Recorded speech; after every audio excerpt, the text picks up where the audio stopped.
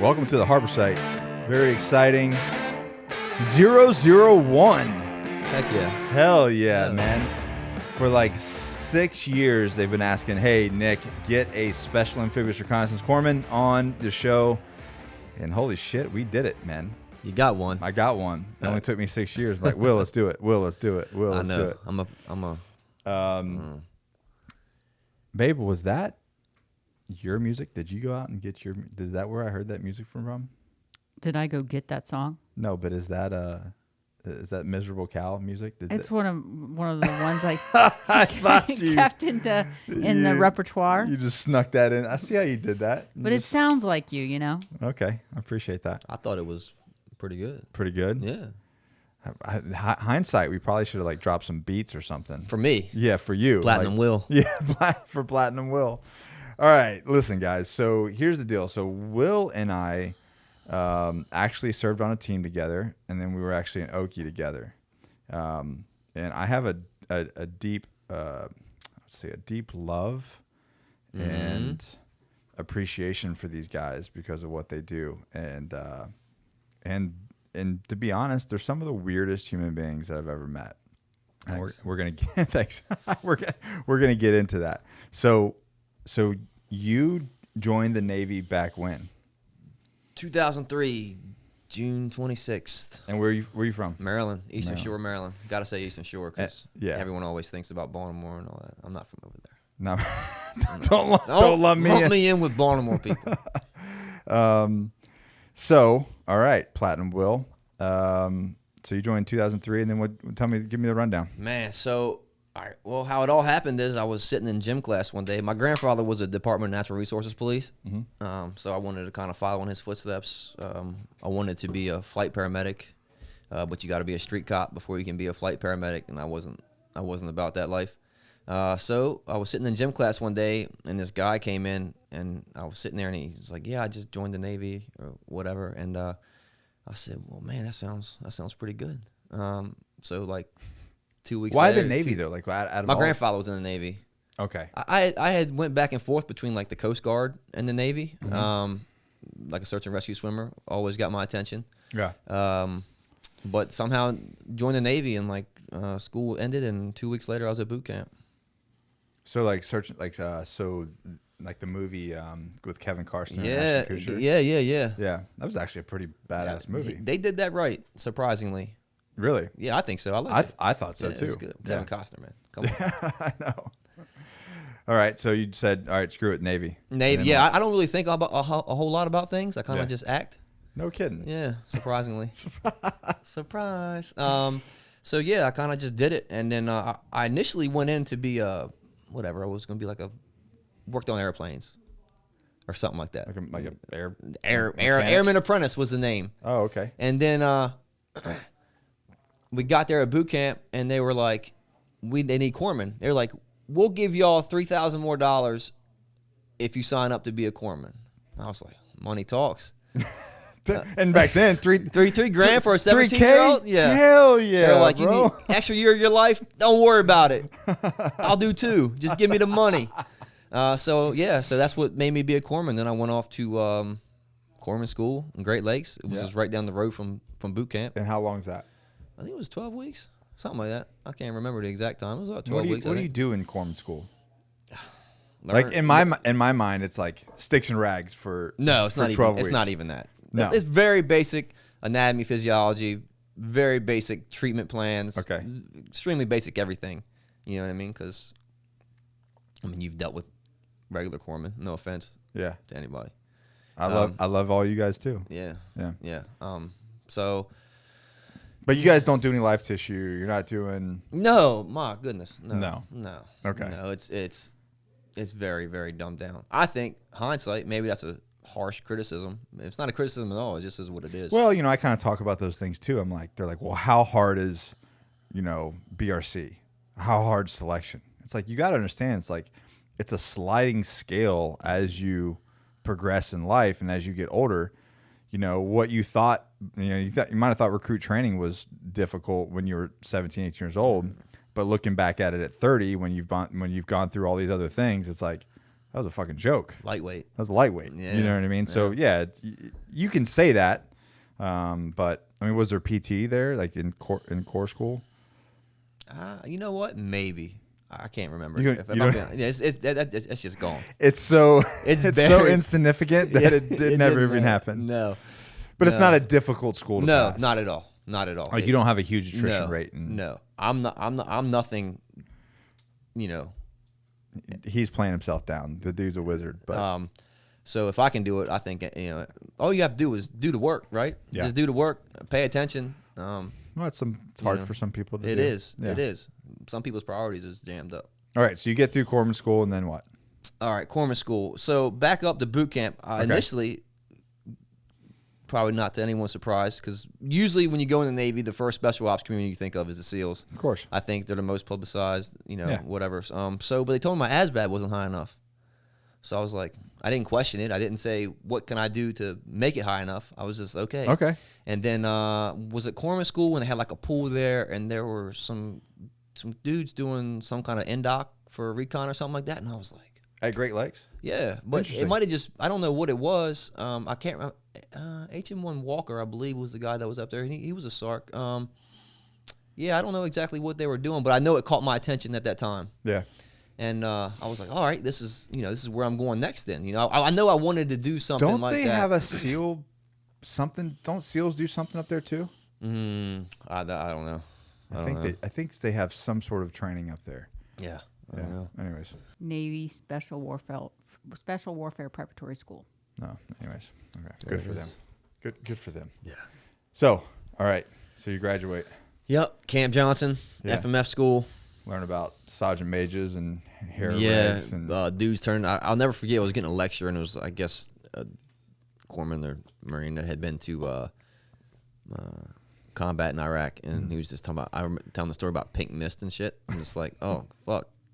What am I doing, man? That's like that first. There's always that first, like, realization that you're in the military and the military's purpose is to kill motherfuckers. Yeah. You know what I mean? Yeah. And you're like, as a kid, you're like, you might think that as like as you're growing, like, yeah, I'm gonna go into the infantry or I'm gonna go into the combat arms MOS and then I'm gonna go to combat. But then when you're in, there's something that happens that it's like a in your face, like, oh yeah, this is for real. Yeah. And so I had one of those things too, like in recruit training, we went to PT, and like the whole company's out there, and there's like the company guns is up there, and he goes, what do we do? Kill. And they do the whole kill kit. And I was just thinking, I was like, oh shit, yeah, that's what we do. that's Yeah. Exactly. that's what we do. Yeah, we were all screaming like that. Yeah. Yeah. Anyways, go ahead. Yep. So yeah, just learned about and one of the first things I ever learned how hard some Marines actually work at things is I'd be walking by at night and there'd be an empty classroom and there'd be like an instructor just rehearsing Their class. rehearsing his stuff. class. I was Yeah. like, oh, that's good, setting a good example. You know what I mean? Yeah. Like that was one of my first impressions of the Marines besides like their strict attitude. Yeah, what you don't know, that guy's probably miserable. Yeah, he's like, fuck. I just want to go home. It's like, no wonder my dog hates me. So you get done with your Marine Corps training. Yep. And then I'd done my paperwork somewhere along here. I did the NDOC. Where'd you do your NDOC at? I did it at FMF school.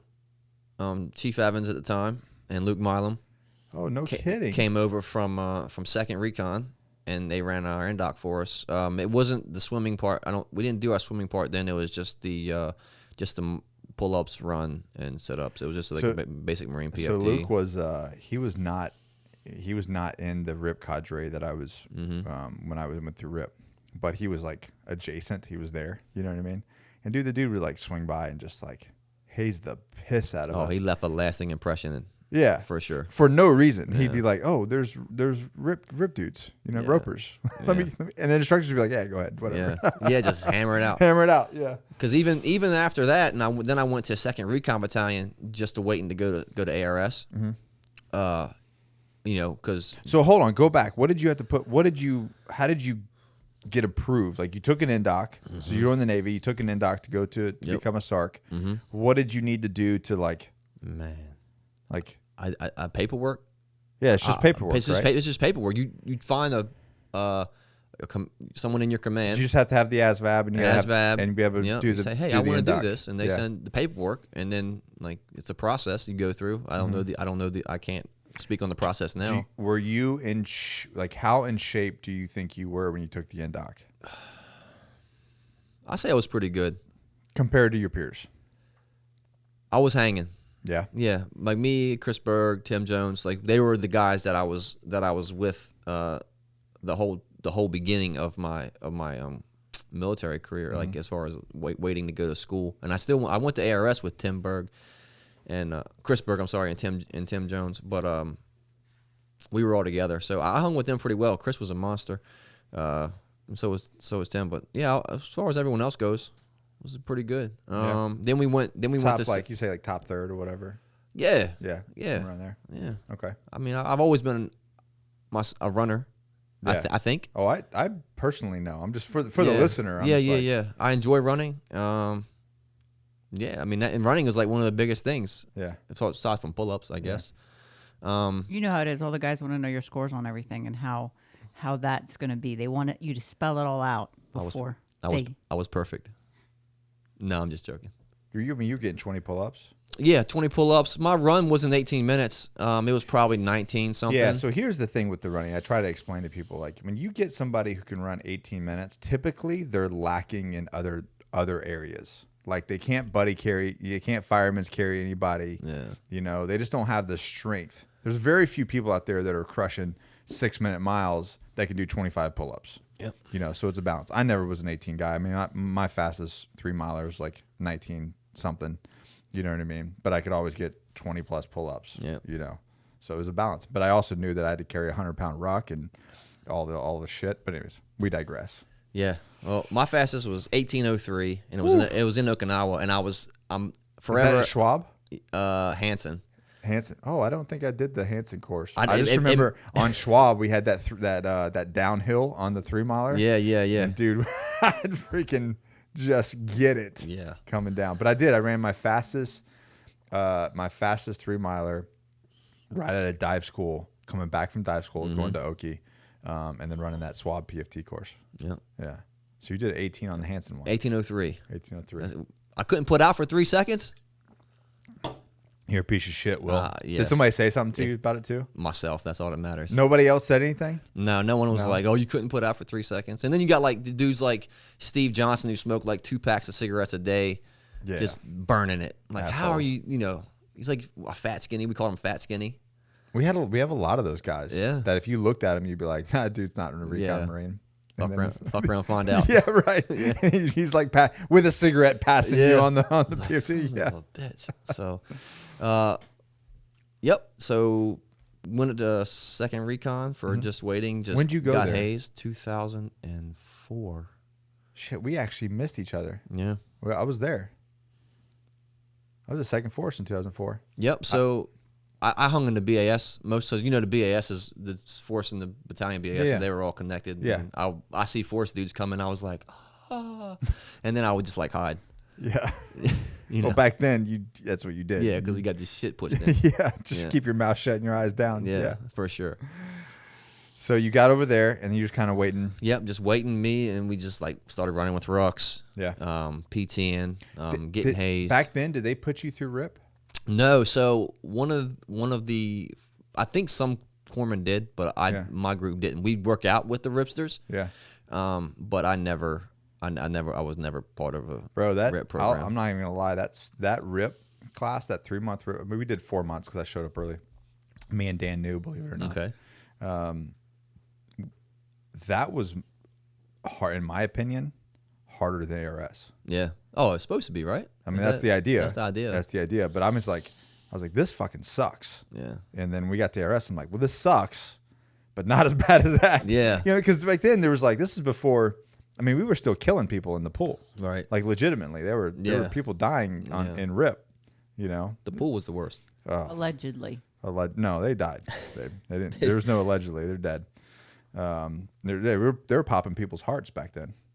There's a lot more safety protocol. Like you can't do the beehive now anymore in the pool. Oh, really? Oh, they're in formation, bro. That's whack. Now, we all know how that goes. They're in formation when someone's looking. I don't know. I don't know if the I hate to say this, but I don't know if the youth today are mentally tough enough to take that. Yeah. Because like we didn't go around going, "Excuse me, sir, I think this is hazing." Yeah. You also drink out of the water hose in the backyard. Yes, this is so strange to me because I think of myself and I'm like, I did it. I did it. I'm just a, you know what I just mean? a Like, I'm a normal dude. I'm a dude. Yeah. Like, so I don't know if if a group of instructors like, "Hey, fuck this, let's beehive these guys." yeah. You know what I mean? Like, are there kids out there now that are gonna be like, excuse me, I don't think this is allowed. Yes. That's your vote. So. You Yeah. think so? Yeah. That's sad. You kind of see that same thing with the whole Eddie Gallagher situation with the SEALs that were on his team, the baby SEALs that were on his team. Anyways, don't want to go down a rabbit hole. So so you're back at second. Yep. And I'm getting ready for ARS. Yeah. ARS comes. Did you go to ARS or BRC? ARS. All right. What man. a great time. Yeah. We started with Fort Story, Virginia. Yep. We started with about 40. It was crazy. We started with 40 some people and we ended with 13. Bro, we on that NDOC day, I think we started with 72 people. Yeah. I want to say 14 graduated. That's crazy. Yeah. Well, to me that means the process works. I agree with that. I mean, Yeah. I'm thankful. Lord knows I've made my share of mistakes. Bro, Going through that hasn't? course, Yeah. and but yeah, it was crazy. Speaking of my beehive experience, man, it's just people panic. People get in close together, and it's like, it's crazy how their flight or fight response kicks in. They're like, "Yep, I'm gonna put my hand on top of your head, on top of your head, on top of his head." Just like I'm gonna stay up, but I'm drowning everybody else. Do you remember in 2004 the Marine Corps Times that had "Go Recon" on it? That was you, right? Yeah. Yeah. Where they posted that shit all over Okie. Yeah. So that was our screening. That was December of 03. Dan New and I linked up and we took our screening together. Actually, another guy, Pat, I don't know if you remember him. He took his screening that same time. Anyway, so there was this guy in the beehive at the last part of the end, which is crazy now. Even thinking back that even in the NDOC they would beehive you. Mm-hmm. Yeah. Like that wasn't part of like RIP. Yeah. That was like part of this. That was part of the end. Yeah, this is a test. This is a test. Yeah. It was a good test because it shows people who panic. So there's this guy, Dan's on the one side, I'm on the other side, and he's like straight, he's going to Jesus. Yeah. And so we are like, he's putting his foot in our cargo pockets, trying to stay up and like putting his hand, and we're like holding him up. Like I've got one, I've got my left hand, I'm under his armpit and I'm holding him up by his blouse, and Dan's on the other side, and we're trying to we're like, calm down, bro, calm down. Yeah. And he just goes total ape shit. And me and Dan look at each other and like, all right, dude, and we let go. And he's like, blub, blub, blub, blub, blub. Just See you at the bottom. Yeah. So he gets pulled out. Anyways, but that's but you're right, man. They do panic. And he was like putting his foot in our cargo pockets, putting hands on head. We're like, bro. Like, how do you even think this is like? It just goes to show you how blacked out he is, because he's just like, I just care about survival right now. Yeah. There's no like, I will I'm murder, screwing over my friends. No, I will murder all of you to survive. Yeah, there's something in that. Yeah. You know what I mean? Yeah. But anyway, so go ahead. ARS, great time. Yeah, Fort Story for those of you guys who don't know. Yeah. Yeah, That's, 13 weeks. Yeah, that was. I think that's the EOD compound now, right? I think they took over. Know. Yeah, I think ARS. I think Navy EOD is up there now. Yeah, they fixed the compound up. They made it all nice, and then they shut it down a couple years later, I think, or at least they sent everybody to BRC, right? 2008, I think was the last class, and then now it's forever ago. Everything is in BRC. And what do they call it? The Recon School of Excellence now. Come on, bro. Yeah. Come on. That just sounds like corny. Yeah. So anyway, so it's all over there. So yeah, we're a dying breed, man. We've seen that coming. Yeah. And I can't wait to get into some of that too. Yeah. I'm gonna pull your crazy pills here in a second. It don't take much. No, it doesn't. Let me settle in. Yeah. All right. So anyways, you go to ARS and then how's it work for SARCs? ARS. 13 weeks to graduate. Yeah. That's like, just so you guys know, you guys have heard me talk about that. That is literally waking up and just getting kicked in the dick. Yeah. Every single morning. Yep. It was a great time. I wouldn't trade it for anything. But that was over. It is a great time. And Hindsight. so one thing is the SARC, at least it was when I went through. It might be different now, but when I did it, the pipeline's not consecutive. So you might have time in between your schools. Yeah. So I waited months before I went to jump school after ARS. Back then you did what I did. You went to the Army jump school, right? Mm-hmm. Fort Benning. Yep. Great 3 weeks of just. Oh man. I had a I guess good story. Not a good story, but I had a girl burn in. She had a cigarette roll. Whew. Burned in. Like we were on the same plane and we switched spots for some reason. I guess she wanted me to be the first one out. And this has no consequence on a parachute, but just part of the story. Yeah. And like I literally jump out and my helmet strap pops and my helmet starts to fly off and I catch my helmet. What? And I catch it somehow. I always knew I had quick reflexes. Anyway, and I hear for me that shit would have been gone. I'd be like, look out below. No, below. I hear the guy on the ground with the loud phone, pull your reserve. And then I just looked and it was just like a parachute, just like doing its thing as it stopped. Does she live? No. Oh my God. Sucks. Man. Yeah. So then I had to jump out. Then we had like a pause for like a day and they were like, right back to jumping. I'm like, fuck. Yeah. Yeah. That's nuts, man. Yeah. Yeah. That place. So it was ironically enough, when I went through jump school, I stayed in the same barracks that my grandfather did. That's dope. Back in like the 50s. That's really cool. And I mean, he had already passed, but he passed like two years before that. But it was rad to see. So I actually got my jump wings and my photo and gave it to my grandmother. Yeah, that shit matters to people. Yeah. Especially older people. Cool. Yeah, because it was the same jump wings. It was the same company. It was the same building, you know. And and for those of you that know, when you go in there, they hadn't changed shit. That building, those mattresses might have been the same mattresses from the 50s. Yeah. It was nasty. Yeah. Anyways. Yeah. All right, so jump school and then? Well, before jump school, I went back to second recon. Mm-hmm. So then I actually got to like thrash the ripsters.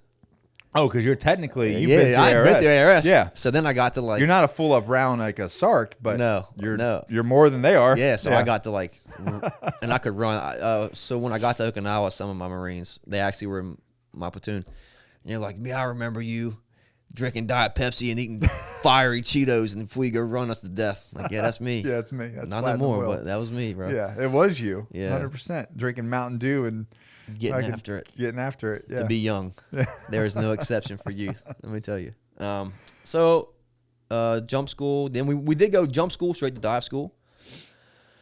Dive school. I actually got rolled at dive school, which I was thinking this morning. I was like, when did you go to dive school? 2005. Oh, we totally just missed each other because I went in 2005 with Jake too.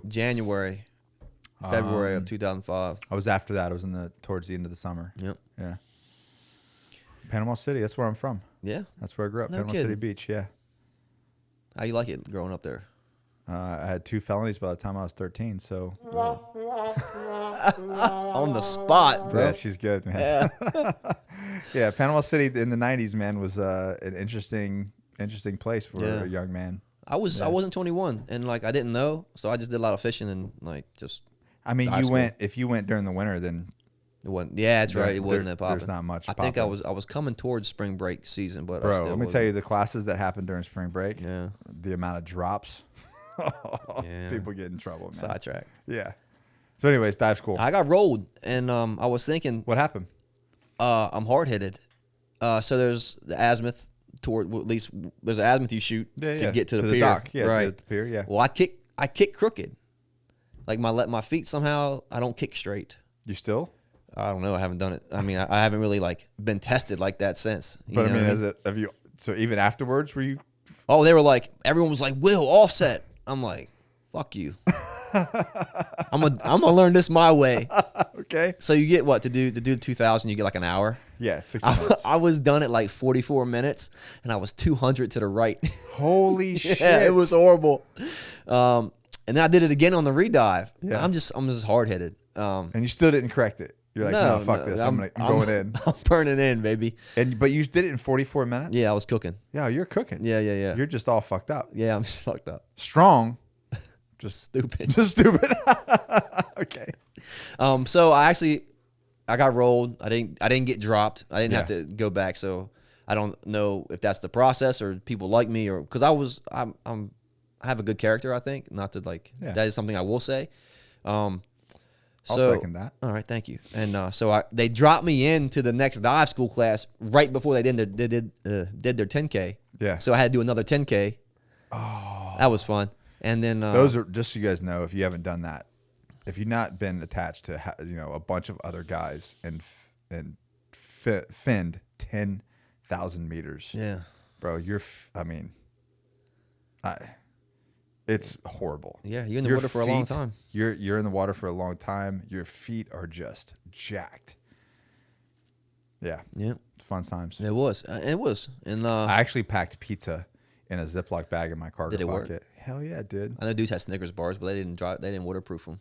Gross. So we were just like raw dogging Snickers in the salt water. No, I pulled it out, but it was great, man. Pizza. You got cheese, you got some meats on there, you got carbohydrates, everything. You're hitting vegetables. you're hitting the whole group. the whole macro group Yeah. in one slice. That's yeah. it, baby. In one slice. See that whole macro group in one slice. That's well played. All right, so you had to do 2 10Ks. That sucked. Yep. And then graduated, and then went into dive medicine, which is 3 weeks. That's where you learn about the hyperbaric chamber. Oh, that's right. You guys stay. I forgot about that. You stay for a while. Okay. And How was that? That was good. That's really informative. I don't remember much about the information. And this is the reason why I have so much respect for SARCs, because they do every single thing that we do and then more, a lot more. So it's like you have to know everything that we know and then everything else. Yep. And carry all the extra shit as well. So anyways, so dive medicine and then 18 Delta. I'm sorry. Then the short course. yeah, you did the short course. Yeah, I don't think I did it right away. Did the short course? So which what is is- 6 months? what is before, that? Right? Short Yeah. course is it's just your deep dive into trauma. So Essentially. so SARCs, they go to the 18 Delta course. Well, the first 6 Sock 'em. months. Sock 'em. Sock 'em is the short portion. Yeah. And then the long portion is 18 Delta. That's the 18 entirety It's of an it. entire year. It's the remainder. So Yeah. the whole thing is a year. So so back in the day when Will went through, it was you guys just did the first portion, Right. And then when you get promoted to chief, No, no, because Lord knows I was never gonna make chief. I just but went- later on you yeah, go back. You to, wait like a year. and then you go. You or get maybe a do a deployment, deployment, and then you go back to Yeah, the yeah, next yeah. next thing. I remember it was a big deal because during our time in the military, it was like, the fuck you will, you're going to Iraq, Yeah, yeah, yeah. and then you're going to Afghanistan, Right. and then you're going to go back to Afghanistan. So a lot of guys were missing that second portion because of deployments. Deployments, You know, yeah. but anyways, you ended up going back. Yep, I did the whole thing. Yeah. Yeah. So After Iraq, so went to Oki. Yeah. After Sockham, went to Oki. Did 2 MUs. Yeah. ARP, DRP, I was your SOTG instructor for the DRP, right? Yeah, I was a guest. I was a guest. I don't know. I think I had just wrapped up a deployment or something, or maybe I was about to be a platoon sergeant. I don't remember, but when it was. But yeah, I was a guest instructor at one of your DRP packages. Mm-hmm. Yeah. What was your guys' saying? Bravo 1, red meat and fucking. Yeah. Yeah. Yep. Yeah. Red meat and fucking. Yeah. That's us, baby. It was on your T-shirt. God, we were some heathens. That platoon was savage, bro. That was a savage platoon. Man. Yeah. Yeah, it's they were a bunch of guys. There's a handful still running around Marsoc now. That's cool. Yeah. Yeah. A little razor. Yeah. Yeah, one day I got completely obliterated and like started punching my wall lockers and shit because I was just drunk. And like Yeah. him and I shared a room, and like I'm just in there in the bathroom, passed out with my Scooby-Doo blanket. We won't talk about it. But and he It's just like we need to talk about the Scooby-Doo no, blanket. Scooby-Doo's classic. And he looks at me, he's just like, bro, what the fuck? And just like walks away. That sounds like it. Yeah. So quiet and like, but just like All right. stern. So you you had a little bit of a break. You went to the short course. Mm-hmm. Got all your Yep. high speed ARP, training. DRP, Yep. Iraq What is deployment, amphibious reconnaissance platoon, which is like the reconnaissance type deal. Green Yeah, green side. Sneaking around in the bush. Sneaking and peeking. Yeah. And I'll tell you what, man. In Oki, That's real. that's some real shit. That's That's real man shit. NTA. Everybody wants to be like sexy and like hit houses and ride on helicopters.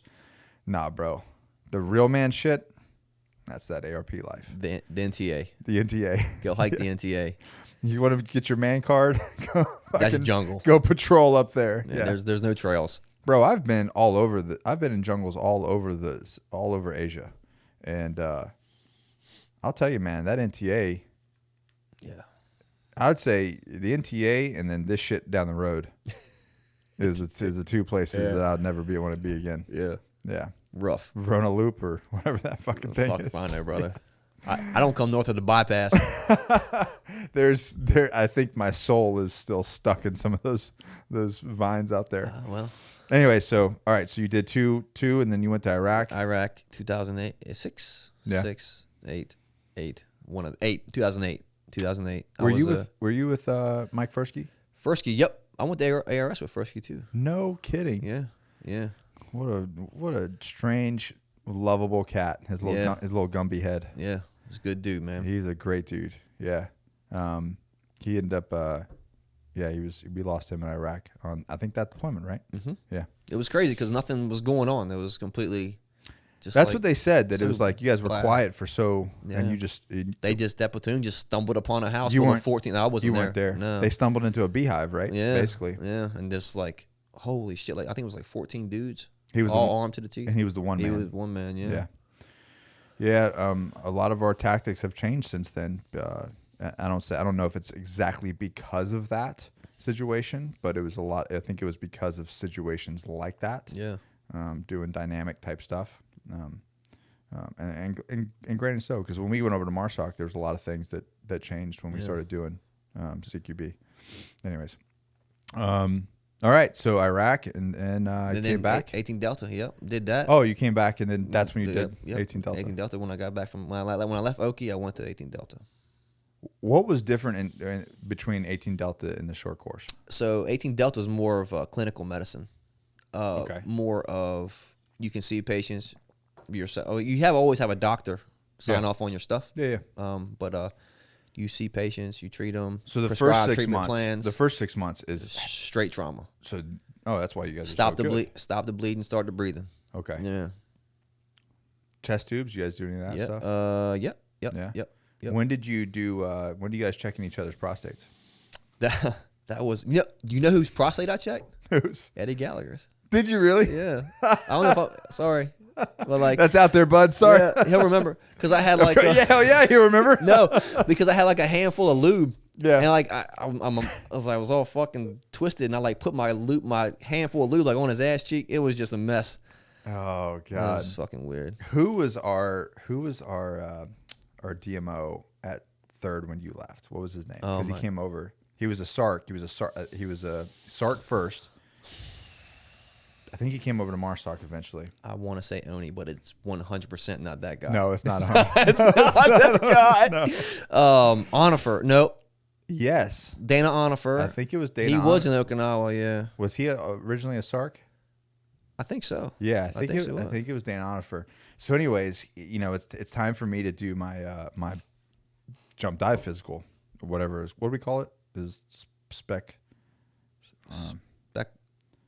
warfare. Spec warfare. I think it's physical, simple. right? Yeah, I think it's not complicated. Yeah. So anyways, don't make fun of me, Will. I'm not. No, I meant it's simple. So he's like, all right, we got to do this. I got to check your prostate for your physical. I'm like, dude, what are we talking about? I thought we just did like the poop test. Like you just shit in a bag and you put, and then you send it off. And he's like, no, man, I'm old school. We're gonna do it. I'm getting in there. Yeah. So I'm like, all right, here we go. So, and keep in mind, like most general people don't get their prostate checked until like 50. Yeah. Not us. Not us, bro. Like 19, yeah, bend on over, bro. I'm taking it. You get it how you live it. Yeah. Anyway, so he does it, and then he like gets done, and he throws like a stack of napkins, and then she goes, clean yourself up, and like with the most disgusted like look.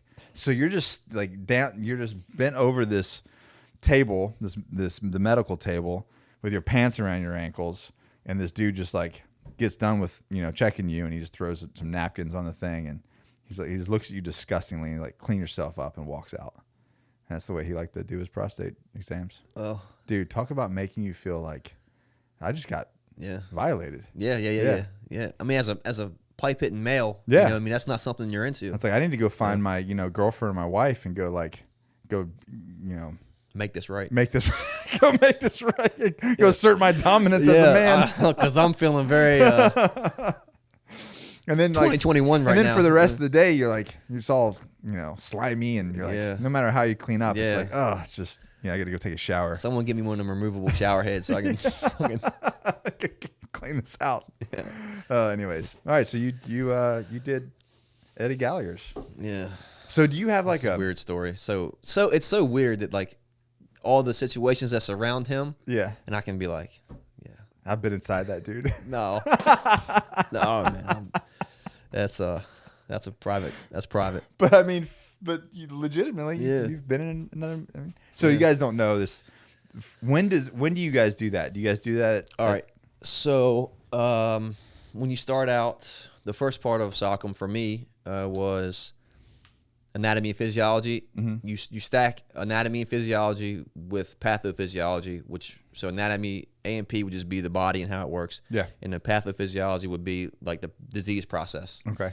So you're stacking all that together along with you do the anatomy lab where they have like little pens in the cadavers. Yeah. And you have to go and like name what part of the body that is.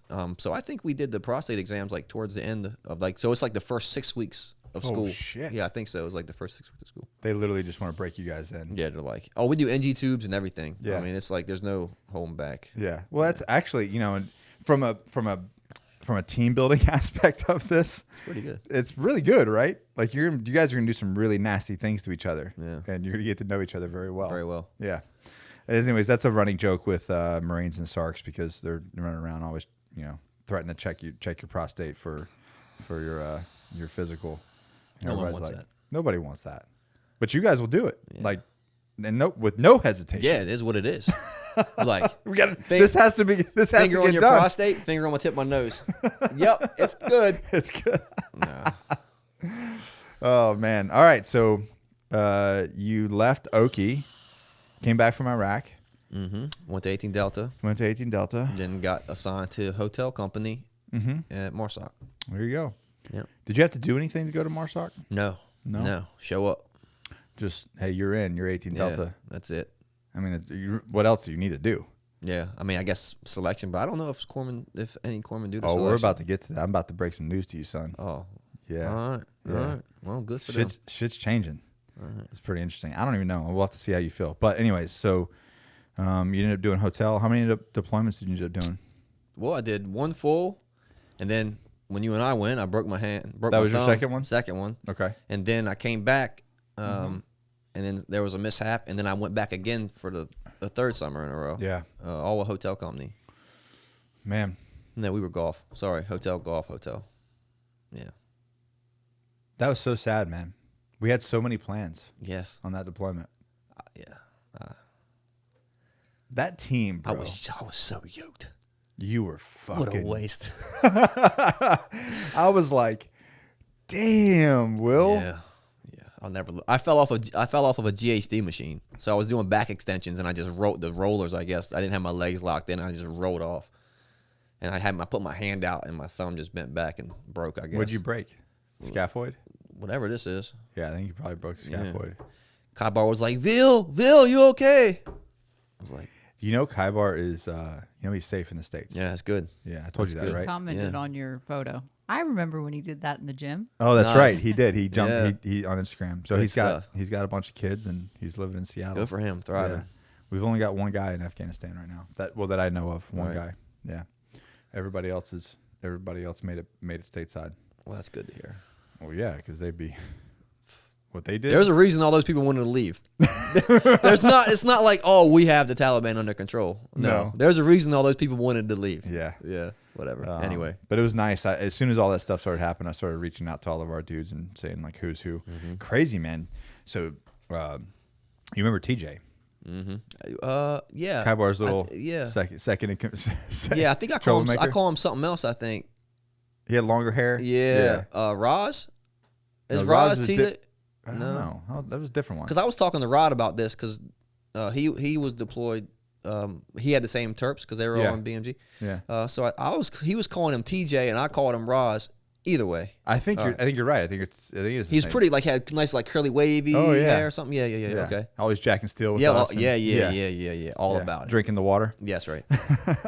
Anyway, so he went back to visit family, and Kaibar was like, dude, he goes, hey, I haven't heard from him. I know he went and visited family like a month ago. I don't know if he made it back. Bro, he got back right before that happened. He left right before it happened. Good for him. Yeah. So there's only one dude there now, but he's getting help nonetheless. Hopefully, knock on some wood or something. Say a prayer to, what do we say, Valhalla? To Odin. three triangles. Oh, what up? Yeah. All right. So you get done with all that, and well, let's ask. You did all that training, man. How did you ever have to use it? Sure. Yeah, for sure. Some very extensive trauma situations. On partner nations or Afghans. our guys? I had one situation with an American Army civil affairs dude. I think the bullet bounced off of his cop mic and went up through his jaw here, broke his jaw, and then shattered all his teeth. Oh, he's lucky. He's lucky because if it had went down, lucky. That's. Oof. So what'd you do? Well, we got him down, and we're like, was he awake? Yeah, he was awake the whole time.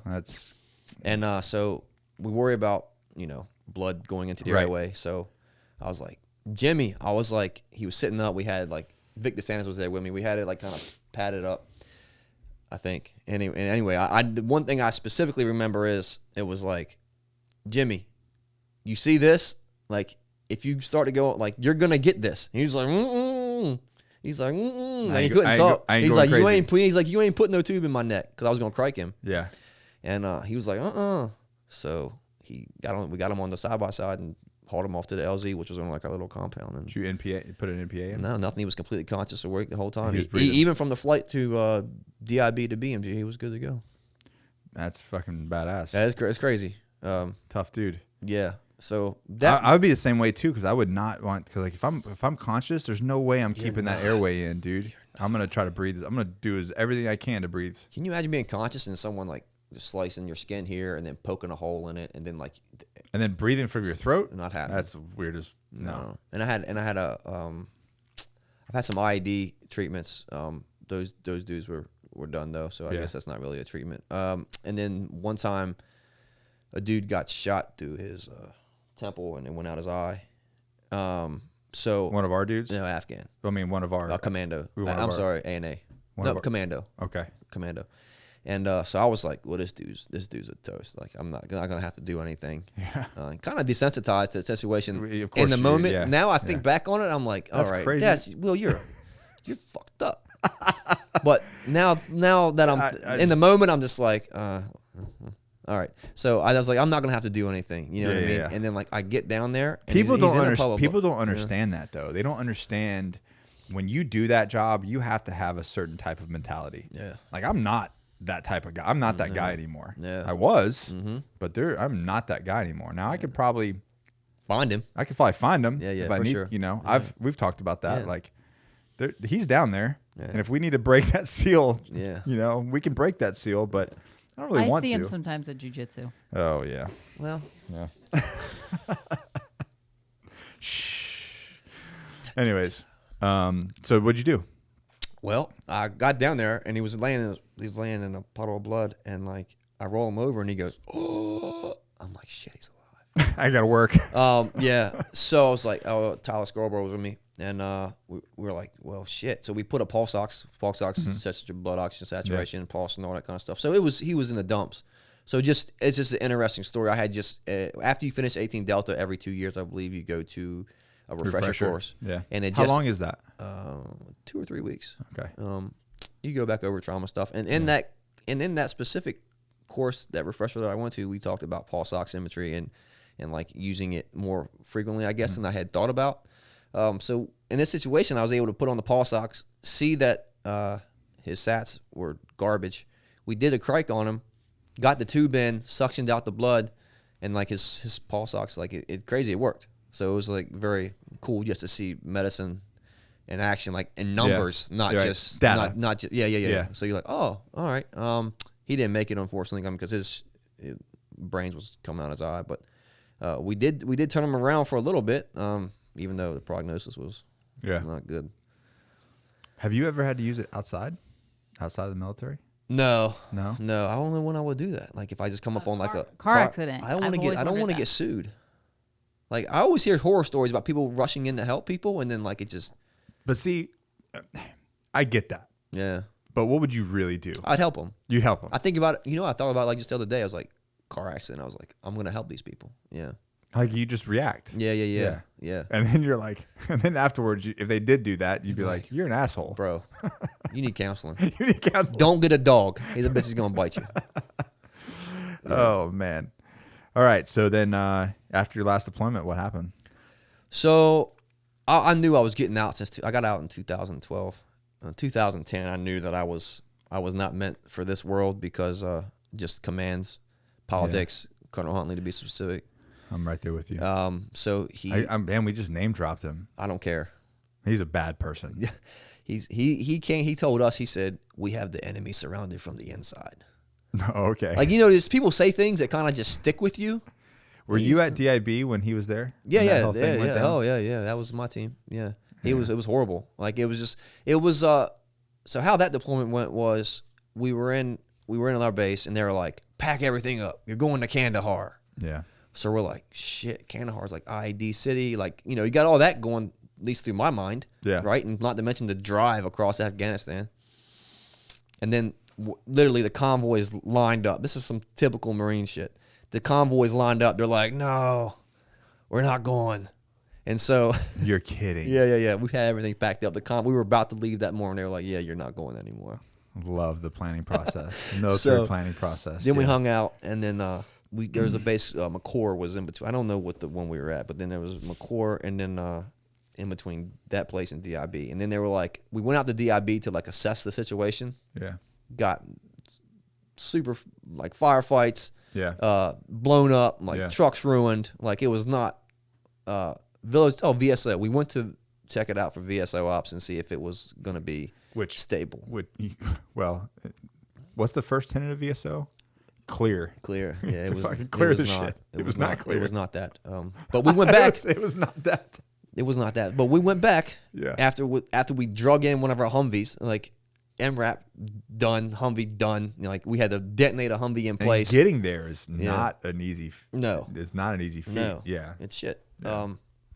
So we got back and they were like, no, it's no go. And they're like, perfect, you're going back. But it wasn't like you're just going back. They're like, yeah, you're going back for prepare to stay for 2 weeks to 4 months. Like, what does that even mean? Right? That's a big, like, Yeah. 2 weeks or 4 months. Yeah, like yeah. that- It was the garbage. planning process of that is very different. Yeah, I don't know what the higher ups were doing, but And having ice cream Sundays at the the DFAC. they're making up scenarios so they can pad their resumes is what they're doing.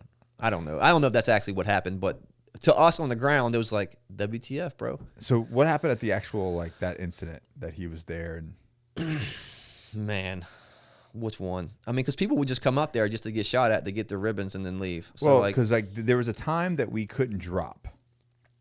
oh, plenty of that. It was like, you You had to have like all kinds of certain approvals to drop, until he was out there. and then he showed up. Yeah, he and was like, he was like, Do go, it. go, Go. go. Do it. Yeah, Yeah, And you're like, that dude, guy. where was this when you're not here? Yeah.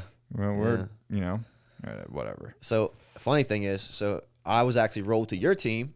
Yeah. After that deployment, and then he showed up at like one of our training operations, and like obviously he doesn't know who I am, doesn't know what I look like, doesn't remember me. But he came into like the tent. It was me and like Vic Martin and like who I don't know who was there. This is out in California. Yeah. And This he was is where like, I got in trouble. Yeah, he was like, here at Second MSOP, Second MSOP, we like doing VSO a little different. Yeah. Okay. I'm like, everyone else might not know what you mean, but I know exactly what you mean, bro. Oh man, yeah. So I do you remember that when You have to refresh my memory if you want to. me and B, so you guys were off. It was like me, B, and some other guy. There's like 3 of us. I can't remember who was there. It might have been Compton. I don't know. But anyways, so the general Flavor Flav shows up, and so I'm talking to him about 3 different things. I had 3 different things. It was the grooming standard in country, because he didn't want us to grow until you showed up. But it's like right. we had to do like turnover and all kinds of stuff. Makes no sense. And it wasn't even the policy. The policy was 30 days prior. 30 days prior, you can start growing your beard. And for you guys don't know, it's kind of it is a big deal. The way that you're perceived over there, especially with other leaders, local leaders there. If you show up looking like you're 18 years old, bro, Chai boy. you're I didn't want to say it, but you're essentially a chai boy. Yeah. So it's a big deal to be looked at as a commander and looked at as somebody of an authority figure. Yeah. And which is none of this was our first rodeo. We all knew this, but this one individual just decided that you're a Marine first, and that's all. Bounce your boots and get a haircut. Yeah. That's how he was going to do it, which he doesn't do it. Anyways, so it was that, and then we were getting a bunch of dudes were getting shot in the helmet. The old 2002 ACH Mitch. I mean, Mike got shot. We've had, unfortunately, bring up. There's a couple other guys that got shot in the head, and that helmet is just garbage. It's and I think the military is paying $7. So I did all the research. I think it was like $750. Is what a 2002 ACH Mitch cost the government. Oh no, it was $2,500, and it wasn't. It was basically just frag protection. Like that's it. Yeah, no go. That was it. And dudes are getting shot in the head. And so I was like, let's find another option. At that time, Ops Corps had came out, and they were like, that's when they were like, hey, this is 762. This will protect you. Yada yada yada. And every single special operations said it is authorized for teams to wear. Now, eventually, they all bought it for them, but they first went through a testing process, and they said, hey, we're not going to buy it yet, but if you guys buy it, the mil-spec version, this version, there was letters saying this is authorized for wear. It got to our regiment, and that one individual said, nope. They wrote a letter saying, we understand that it's basically it came down to like, we understand that all SOCOM units can use it, except for Marines. It's crazy. Yeah. Even if it was about money, like what's a life insurance payout? Oh, so well, no, it wasn't about money. That's what I'm saying. So the 2002 ACH Mitch was not ballistic protection at $2,500 a pop. These helmets were $750. Okay. And okay, I misunderstood. Yeah. So you're saving money. You're saving and money saving lives. And more saving importantly. lives. Yeah. So I brought that up. So I brought those 2 issues up. Oh, I remember what I brought up. Because both of us got out around the same time. So it was the helmet issue, the grooming issue, which all had been squashed. He didn't know about the helmet issue, which now MARSOC has Ops Corps. You're welcome. And then the grooming thing got fixed too, because that was the general's policy. And then Huntley was like, nah, I'm gonna make my own shit up. It's crazy. And then the other thing was Zone C bonuses. Yeah. So like. I'm like, you spend all this money to get guy at a 12-year mark, and that's where we always lose people, is around the 12, 13-year mark, or 10 to 13 years is where we lose people, and that's like the bulk of your expertise, right? Like your experience, right? You're not new and you're not like super old, but you're like that's the working class right there. That's the ones that get shit done, seen some things, and he was like, okay, so talked about all that, and as soon as he walked over, I watched him walk to Huntley and knife hand him on the grooming standard and the helmet. It's crazy.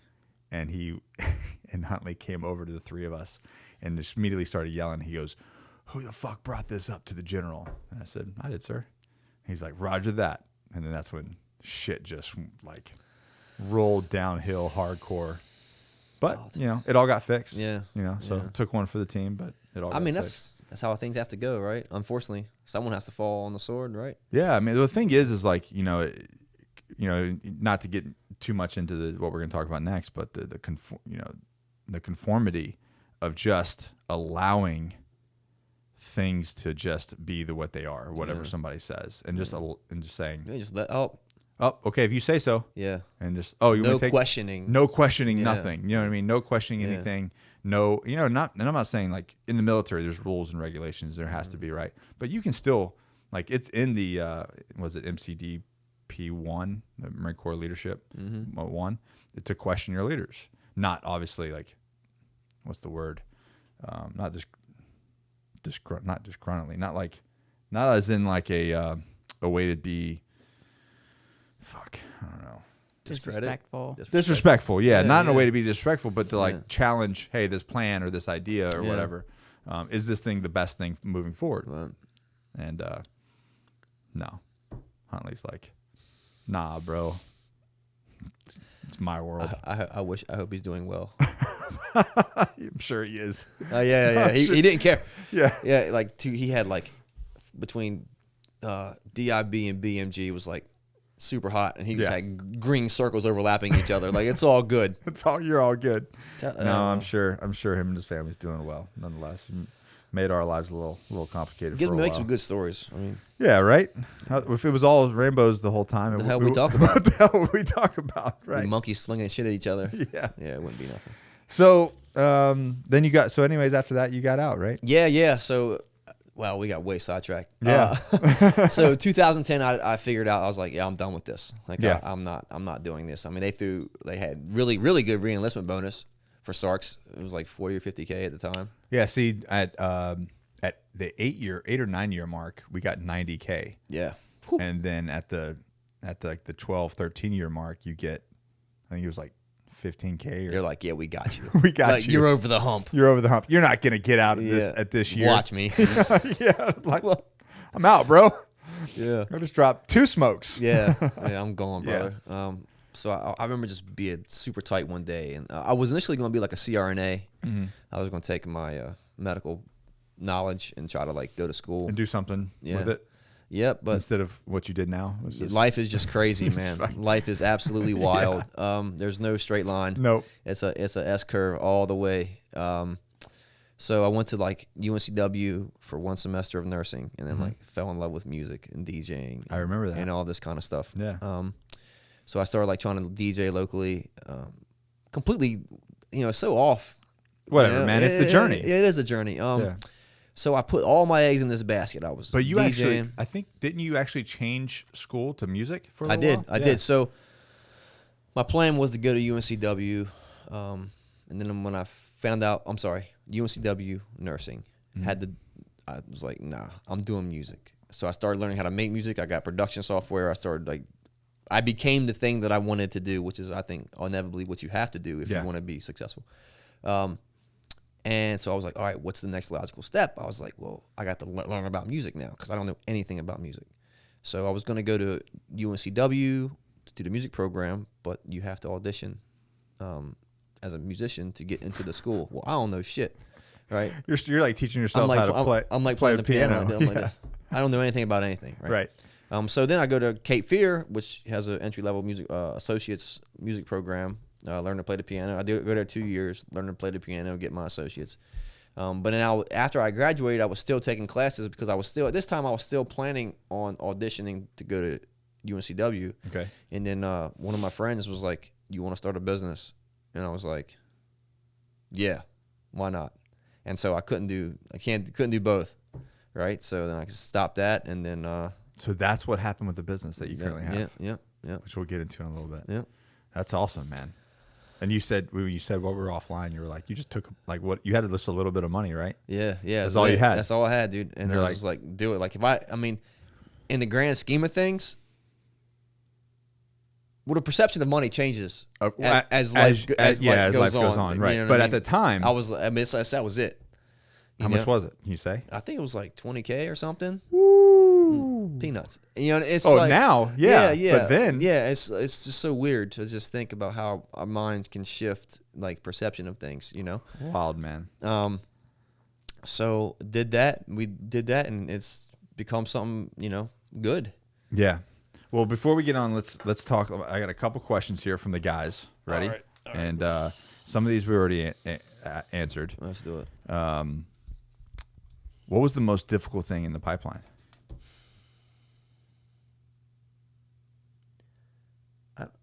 Looking back on it, none of it. There's your answer. I honestly, I don't. Hindsight is one of those things. Was there a difficult, like, was one school more difficult than the other? Was SOCM more difficult than ARS? Or I mean, ARS was probably the most physically challenging. Like when I would screw up and I would end up getting thrashed and do like 808 counts. Obviously, in that moment, I was not having a good time. But when graduation came around, you forget about it. I was like, oh, whatever. You know what I mean? It's just and part of the game. People don't realize what 808 counts does a lot, to you. bro. It's a lot. It's a lot. Yeah, we had to do 2,000 one time for the kid that stole the Domino's, the Backgate Domino's. Yeah, don't be that guy. He stole the Domino's delivery car and then crashed it into the Backgate guard shack. He's the opposite of a hero. And then he gets dropped. And what do we do? Thrash. Fucking thrash. It was your responsibility, Nate. Yeah, I'm like, I don't even live on base, man. Yeah, get it. 2008 counts, go. I'm like, this asshole's not even here. Anyways, so I guess ARS what was more mentally difficult? I think there's two different kinds of headspace, right? So you have like an academic headspace, and then you have like a physical headspace. Yeah. So it's like two different things you have to like. There is academics at ARS. Yeah, there is. You know, especially when you're really tired. Yes, Yeah. and so land nav was never my strong suit, nor was like the water stuff with the boats, the amphib side. Yeah. Like that, you know, charting and all Charting that kind of that stuff. long and everything. Yeah. I mean, that's academic, but it's nowhere near what SOCM and 18 Delta was, in my personal opinion. So I don't really have a good answer for that. Most physical difficulty would be ARS. Yeah. And obviously these are just, you know, and in the most like mental as far as like pressure, because there's a different pressure for like, if you're then, I don't know about now, if you were a SARC, if you were a corpsman and you were going through 18 Delta and you were, I think you were a second class, and you graduated with a higher 90 or higher, you get promoted to HM1. Oh, damn. I didn't graduate with 90 or higher. That's why I never made it HM1. But it was a lot of pressure on me. I really cared. I'm just a shitty test taker. So that sucks. So you actually, in that moment, you really did want it. Oh, man, I was thirsty. Like, I studied. I did everything I was supposed to do. I just, when it came down to the test. You biffed it. I biffed it, bro. Wow. So you got to go to Afghanistan and do a bunch of work instead. Yep. Yeah. It's good stuff. That's an HM2. Yeah. All right. What would you say to yourself or somebody else like that's a Greenside corpsman that's putting in a package to become a SARC? Stay the course. Just there's a checklist that you have to check. Check all the schools and all the things. Yep. The paperwork. Just get your paperwork straight. You're gonna maybe get frustrated or impatient because things take time. Just stay the course and just keep training. Because I've learned that showing up is the most important thing you can do. 18-year-old me didn't never think that. I was just, doing it, but just stay consistent. This is a strange one. You ever work with the Brits? Never. Nope. Okay. And then strange another one. Do you follow pro sports? Yes. Denver Broncos. Well, it's weird. I'm from Maryland. Yeah. The Eastern Shore. However, we only have one baseball team, and that's the Baltimore Orioles. Unfortunately, they're trash. But do you follow them? Do you watch them? Do you watch them play? I do when they're doing good. So you're a fair weather fan. Yeah, but segue. I am, however, because I was playing Pop Warner football when John Elway and the Denver Broncos were doing really well. So I jumped on that bandwagon early, and I've stuck through all their bad years. I got the Super Bowl, and now I'm riding. Now them I watch religiously. The Orioles are just so bad. They had their first game, right? The Broncos, they beat the Giants. Really? Put Saquon on swords. Yeah, it was great. There we go. Our producer over here is a KC fan. That's problematic. Being an AFC West rivalry and all that kind of stuff. Well, we'll see what happens. You boys biffed it last year, so we'll see. I know. I know. So did Patty Mahomes. No, he didn't. They all didn't go Super Bowl last year. We did. Oh, sorry, you biffed it to Tom Brady. Yeah. That's what it was. That was bad. It was bad. That was bad. That kid is so good. What's his name? Patty Mahomes. Patty. He's so good. Yeah, he's talented. And I kind of called it too. I called it right because I said, listen, I get this kid has talent. Yeah. But I don't care how talented you are. Talent doesn't supersede experience. Right. And I hate to break it to everybody, Well, yeah, breaking into anybody. Everybody knows Tom Brady's got some experience. And he's got the talent, so he's just like he's tapped in on both fronts. Both fronts, Now Pat Mahomes in another 10 years, Get it? Yeah, yeah. if he can make it that long, bro, he'll be unstoppable. That's the thing about Tom Brady is his longevity. Yeah. I'm not a sports broadcaster by any means, but to do what he's done as consistent as he's done it, He's a GOAT. yeah. Yeah. Hands down. How the hell do SARCs always have the nicest hair and mustaches? I don't know. Let's see. It's kind of it's not nice no But more. you're not. But when you're in, Oh. why do they all look so lusciously and like they just look gorgeous? All the SARCs are just gorgeous looking. Is it? I mean, Is it just the Navy thing? Because you just get to grow your hair. It just is. Like It just is. It just is. Why is it just is? But our podcast is sponsored by Johnny Slicks, and we can help anyone with their hair. and That's beard true. I'm and make it going look to get him luscious. to go through his stuff a little at the end. All right. So, what was the other one? All right. So the other ones. I don't know. Do you see anything else here? I'm gonna talk about this right here. Okay. But is there anything else you want to address, or that we haven't addressed? Do you eventually go through the MARSOC pipeline? We talked about that. I don't think We were gonna talk about that. Yeah. Oh, that's right. Because you said you had some. Yeah. What military movement stands out for you the most? I'm not sure what they mean I by think it's that an question. army thing. Like what Yeah. deployment? What deployment stands out the most to you? Oh, DIB for sure. Yeah. Yeah, hands down. The 2010 one. 2010. Yeah. Yep. Because we had leadership failures within the team. Like we lost a team chief, not because of death, but because of just like inner turmoil. Yep. We had higher command issues. We just had our elements were at each other's throats. I mean, it was just and then the dynamic of the whole deployment itself. It was Very different from our team. Yeah, we were loving it. Like we were clicking, man. we were clicking, man. That was a B and Josh and we all talk about it as like that was the team to go out on. Yeah. That was the team to get out on because Yeah. it ended up on a high note. Yeah. Anyways. Yeah. All right. None of these really. So check this out. Tell me, but The term SARC is gone. really, Yeah. who's doing it? I guess the pipeline is still there. This is the words that I'm getting, and the word that I'm getting is the pipeline is gone. Oh no, the pipeline is there. The term SARC is gone, and now they're just SOIDCs. SOIDCs. Yeah, So that's it. So once you get out of 18 Delta, you're considered a Special Operations Independent Duty Corpsman. So that's what they are. That's what they are. That's what they are. Yeah. How do you feel about that? I tend not to hold on to things. You know what I mean? Yeah. I hear, and I get it. Like it doesn't affect you now, Yeah. but like being a SARC, like I personally like the SARC logo, the SARC pipeline, the community. I feel I'm not one of those guys by no means, but for some reason I have a very big attachment, and it could be because of my time in recon and my time at MARSOC. I don't know. For those you don't know, if you're in recon, in my day, you always had a SARC in the platoon, and then in MARSOC, you typically had one or two. A lot of times we had two of them in a team, and so I don't know, man. I feel very connected to that logo and to that community until I feel like they're like my people. Yeah. And to hear that it's gone, like that term is just delete. Yeah. Like that kind of hits me kind of hard. That logo, the impossible. Right. The impossible anytime.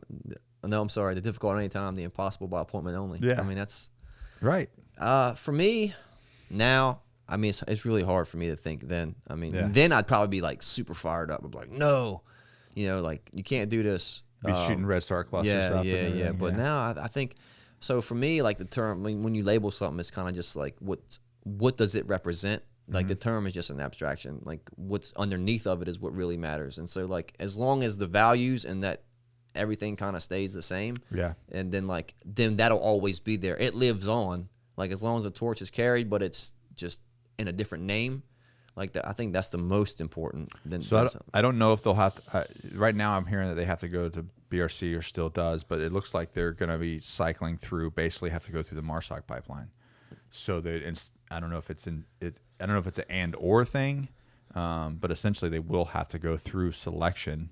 I don't know if they'll have to take a screening because you've already technically taken the screening. But you will have to go through selection. I support that. I think it's good because now you're going through the school with the Marines, so you're even more intertwined with the dudes who you're likely to be in a team with. Like the SARCs were with recon. Right. Like we'd all done the same thing. You just had done even more. So yeah, on that side it makes sense. Do you see any negatives that would hurt the community, or not hurt the community, hurt the units getting the individuals? I don't think so. No. I can't speak on as to why, because I don't honestly, I don't know. Like, as long as everything's still intact, aside from the name, like I feel like it would still be good, you know. There you go. Well, there you go, guys. That's how I feel. I don't know. Yeah. Keep on keeping on, man. Just keep on keeping on. You know. Stay hard. Life is not constant. Yeah. Stay hard. Yes. So we're on to let's talk about what you're doing now. Yeah. What the hell are you doing now? It's weird. Well, actually, you know what? Let's back up. You get out, and you told us like the logistical part of. You talked about the logistical part of getting out and like what you did. Like you went to school, music school, or nursing school, then music school, and then your guy wanted to start a business. But I remember a couple other things. Where were you mentally? You have to refresh my memory because I must have data dumped that. Like, how were you emotionally and mentally? Uptight, maybe. Like, how long did it take you to figure out who you were and you? I'm still figuring it out, to be honest. I feel like you've gotten a pretty good handle. I'm growing a little bit. So I'd say like 2000. So I got out in 2012. I'd say I started. What changed in my life was I got a pretty good roommate in Ben Vines. Mm-hmm. And we clicked, and we were able to share information with each other, and we both were trying to grow, and we started reading and learning. And how many years after this? So 2006. That was like 2016, 17 ish. So like you went through like 4 or 5 years of just like, yeah. Because you lost a long-term relationship, which shocked the shit out of me. Right. I mean, we all kind of go through it. Yeah, it's like a transition process. It's kind of really bumpy. When you don't have that camaraderie, I mean, even still today, like I feel like I search for that camaraderie in in anything. It's different. It's not this. It's never the same. It's never the same. Yeah. It's funny to me, since we're on the subject of how you can be so close with somebody. I mean, and then you get out, and it's like, yeah, dude, I'm not driving north to the bypass. Or like, it's like you don't make time for each other. Like, but we were thick as thieves, and it's kind of like especially for us like Okie boys, right? Because you're there. That's how brotherhood. Like you're like in each other's like Isn't everything. it awesome that we just experienced it? Yeah, most people never even know what that is because there's no you don't go out and go home to your wife and kids. Like you're there in the barracks with each other, just living. So, what was the hardest thing during that time, that 4-year time? I just had an attitude problem, I think. I didn't care about a whole lot. I was short, really. I mean, super. I mean, you've seen my rants. Like that's not what. No, that's not. That's not this. That's not this. That's me ranting. Is not me being angry or worked up. You're asking questions. Yeah, I'm just like, and no one's listening, so I'm just like screaming it. Maybe someone will be like, "All right, maybe I should pay Will attention." But no, I was just. Bro, I would tell me, you know me. I was depressed and angry and bitter and and all the other emotions as well. Yeah, and it took me a little while to figure it out as well. Yeah. But dude, it's so much better afterwards. Yes, like life is awesome. Life is good. I feel life. You know what I'm saying? Yeah. You just have to kind of weather that storm, and I think the biggest thing is, and you tell me if this kind of goes with you as well.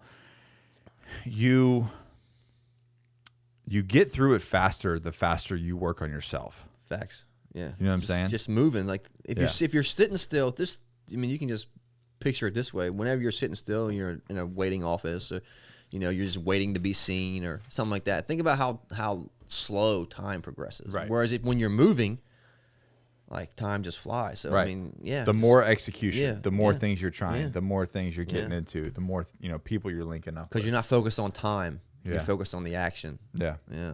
I think that's a big part of it. So it took you about 4 years to feel normal? Yeah, I think so. Yeah. I mean the VA tried doing what the VA does They still do. Issue you the VA Pills. starter pack. Yeah. And all the pills. I'm not doing this. Like, even when I go in there now. Did you start? Did you get on? No. You never got on them? I never took any of that. Oh man, I did. It was the worst thing. Yeah. It was the worst thing I ever did. Now it's just a roller coaster, right? Oh, 100%. Yeah. You're just trying to play catch up. Now it and wasn't keep long, up. you know. Luckily I had a lot of friends and a lot of people. You know, Carl and I met Ali, and I had a lot of people that were in that kind of headspace. Where, fortunate for me, they were like, I don't think these are good pills for you. Yeah. You know what I mean? That stuff's not good. So it was like, I want to say it was like a year, and then HRT happened, about a year and a half after too. So that was a big game changer too. Those chemicals that are released in those pills, you can find in other avenues. I mean, Yeah. you know what I mean? Yeah. Yeah. So okay, so it kind of leads me to what you're doing now. So me and my buddy started an online business, sells product from Indonesia called Kratom. It is, it's not approved by the FDA, so I can't really, go into anything because it's not, it's a dicey. What is kratom? So kratom is a leaf from Indonesia that Okay. they've used over there for different medicinal purposes. What does it do? Energy, pain relief, focus. How do you use it? You just eat it. You eat Or it? make it into a tea. Yeah. That's the two ways you can do it. Yeah. Are they processing it into other things yet? No. Like gummies or kratom gummies? No. Not that I know of. So no. it's straight like Yeah. leaves. Yeah. Like you're selling Yeah. leaves. Yeah. Wild. Yeah. Where I want to buy one. So Where do my you go? website is mysticislandkratoms.com. And so it's Mystic Island and Kratoms with a S. mysticislandkratoms.com. Yeah. I mean, if anyone's ever got any questions, they can just message me on Instagram or something like that. And Speaking I of your can Instagram, clear. up until recently, you had no post. Yeah. You had like 70 followers, and you would get on, and it was just nothing but stories. Yeah. You would just get on stories and just lose it Yeah. about everything going on. Yeah. I'm a nutbag. And I'm always like, Will, who the fuck are you talking to? Myself. Yeah. Well, hopefully we gain you some on this. We gain you Yeah. some followers. Yeah, just come along, man. Just get Enjoy- inside my mind and just enjoy be like, the what journey. is wrong with this dude? I love it, man. Yeah. Your glasses and everything. Yeah. Well, those glazes are so obnoxious. Yeah. That's why I love them even more. I went on a run that morning when I made my first post, and I was like feeling good because like my running had been sucking. And I'm surprised you didn't put like felt cute, might delete later. I thought about it. Seriously, this is not. I a game. commented. I was like, "What is this? A post on your like this? Your whole Yeah. Instagram Yeah. account is ruined now." Yeah. Yeah. Yeah. Nah. Maybe you'll have to start posting. Who knows? Yeah. Who knows, man? It's. I got plenty of shit to say. Yeah, you do. No doubt about it. Yeah. So let's get back on the business. So you started this business what year? 2016.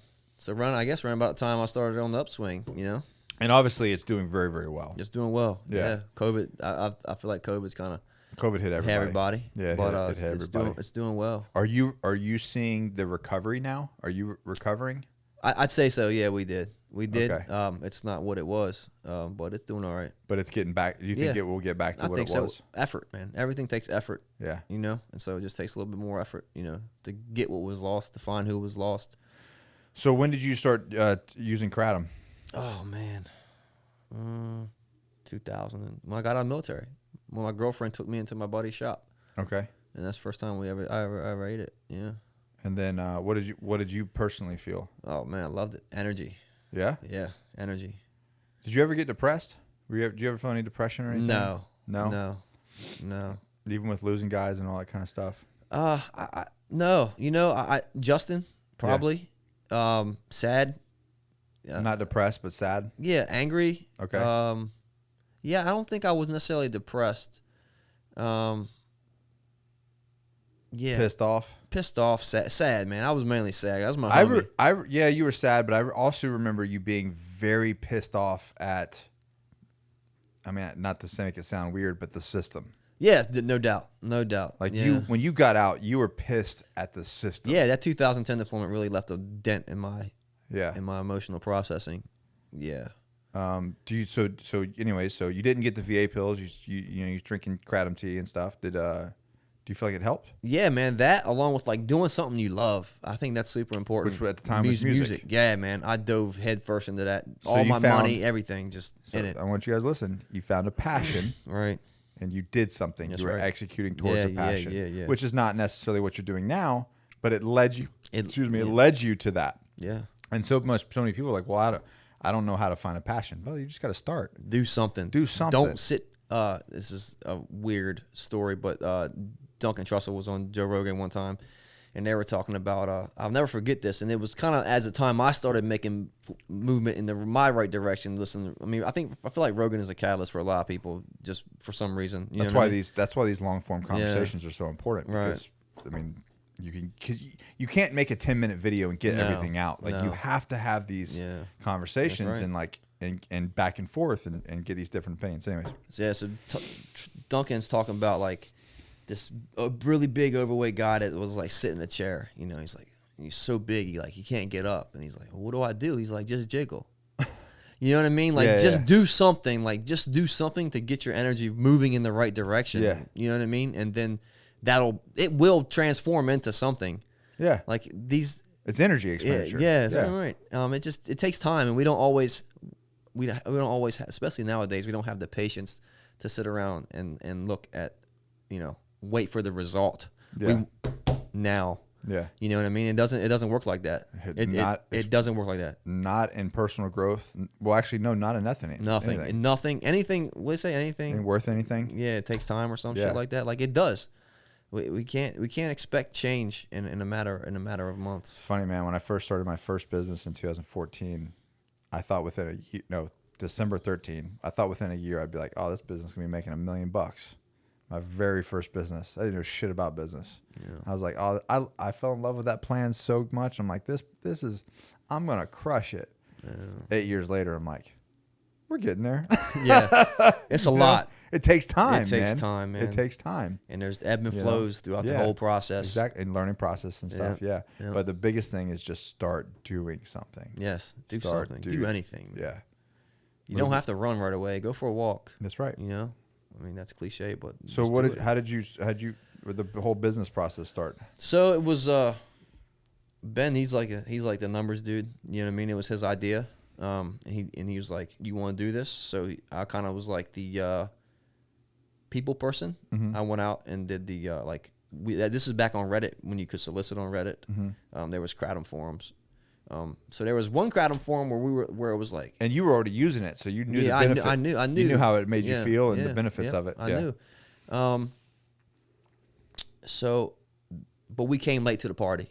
Yeah. So coming late to the party was kind of, we're lucky. We're not lucky, but we're fortunate to be where we are because we did come late. And there's not really many ways back then to like advertise unless you like do the Google search thing. Yeah. But Reddit was like, far as I know, Reddit was the bread and butter for where to find marketing for Kratom. Yeah. But they were the Reddit r/Kratom was very cliquey at the time, to say the least. So if a new vendor came along, they'd have like a little army of minions and just like down you. You know what I mean? So luckily, they had pissed off enough people to where those people went and made another subreddit. Okay. And then I was able to get into there early. Okay. And like the initially ground level. So you didn't have to deal with this whole group of people trying to attack you. Yeah, no, it was like they became my army. Good. Yeah. Yeah. And so from there it's kind of just word of mouth, and it's honestly we don't do a whole lot of marketing or advertising. It's just word of mouth. Or however people do things. Can you market and advertise? Yeah, I was going to say, with it not being FDA approved, I'm sure there's all kinds of red flags they trigger on social media. People do it somehow. I don't. If it ain't broke, don't fix it. You know what I mean? Yeah. There's a way to do it. We can just there's ways to do things. So you don't break any rules, because that's not what we're trying to do. You know what I mean? Yeah. So do you know how much have you dug into like the I guess the medical side of things of Kratom? There is the AKA, the American Kratom Association, and they have scientists that help, because the people have tried to make Kratom illegal multiple times. The FDA, the DEA, like all these. Well, Now, we know why, right? yeah. It's big pharma, obviously. And taxes. Yeah. It's It's 1920s prohibition all over again. It's Yeah. simple. I lost my train of thought there. Oh, the scientist benefits. The scientist benefit, AKA, and all that. Yeah. So I've never really, all my information and that I know is all anecdotal. Okay. You know what I mean? It's all just stories. I mean, we've had customers. I mean, people would just come and just talk about the benefits of it, of how it's helped them. Yeah. You know what I mean? Can you share one? Yeah. So, we know there's a pain pill epidemic. Of course. In America. So doctors were just prescribing heavily, pain pills. So well, I mean, let me just look at the VA. It's like, hey, my back hurts, and I want to see a chiropractor. We can't really do that, but I can give you tramadol. Yeah. What the fuck? No. These are just Band-Aids, right? Yeah. So they cut back like their prescription by like 3/4. So this is someone who's been on opiates for 10 years or so, and then they just cut them back. Well, what's that person going to do? Well, one is they're going to go find other street drugs, right? Or that's how people become heroin addicts. Exactly. Yeah. This is a reality. Yeah. I've heard plenty of stories. I'm sure everyone's heard stories of people who their heroin addiction starts with pills, and then for one, all addictions start in a doctor's office, right? Of course. Yeah. It's good for business, but.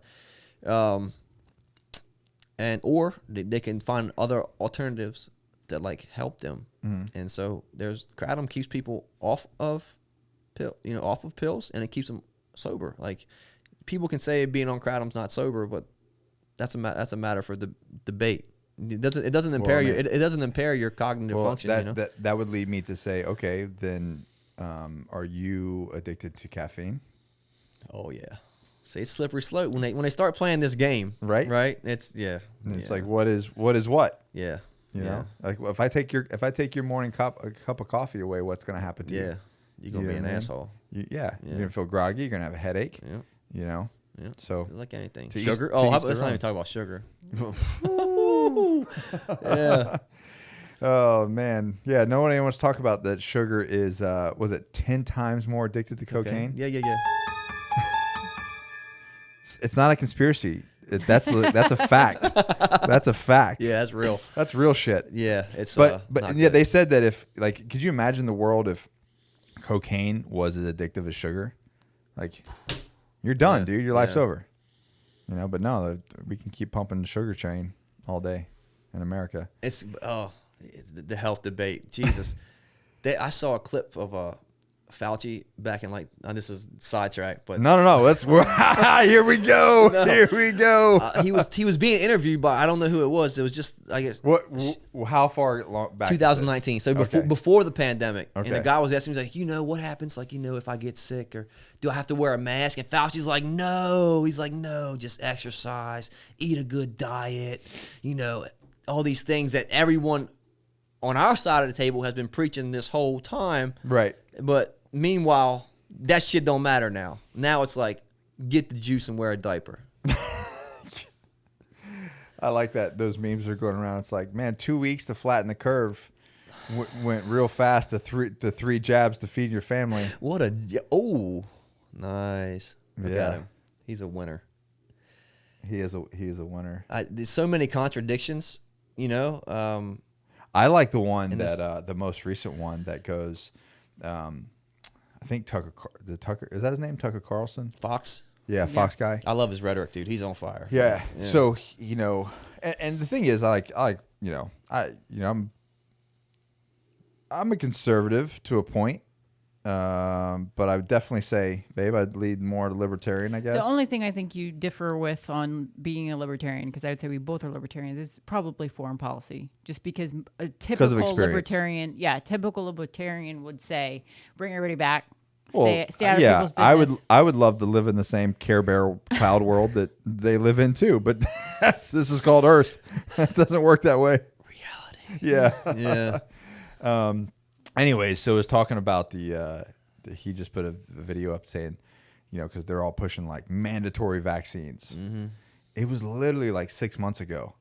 All of them. Pelosi, Fauci, old Sleepy Joe, Kamala, all of them were saying no, there's no way we could mandate a vaccine. No, this is 2020, so this Yeah, Trump was still in office. Yeah. Oh man, Trump was still in office. They were like, "There's no way that would be just wrong, immoral. We don't even have the authority to do that as the federal government." All of them said this, and then now it's like fast forward. It's like, no, you will get a vaccine or else. What number of employees? What do you think? If this has like been a debate around people that I hang around. Like, if you have 125 employees, are you getting rid of 126 of them? Like, what's that? You mean 20 or 26? I'm sorry, 26. Yeah. 26. Yeah. That depends. I think you just go no. Yeah. I mean, that's the thing is you have to people have to start saying no. I'm not going to do it. Yeah. We have the power as the people. Yeah. We just not unified. I like the ones, the Holocaust survivors, the children of the Holocaust that were like, when these laws came out in the 30s, it was like, oh, it's just another law, it'll blow over. Just another law, just another thing. Like, it doesn't happen overnight. It's just another little thing. Oh, don't worry. It's for our safety, or it's for this. It'll just blow over. And they said that they really started, the quote is like, we started getting nervous when to go outside, you had to wear a star in your clothes. What the fuck do you think a vaccine passport is? Yeah. It's another form of control. Yeah. Yeah.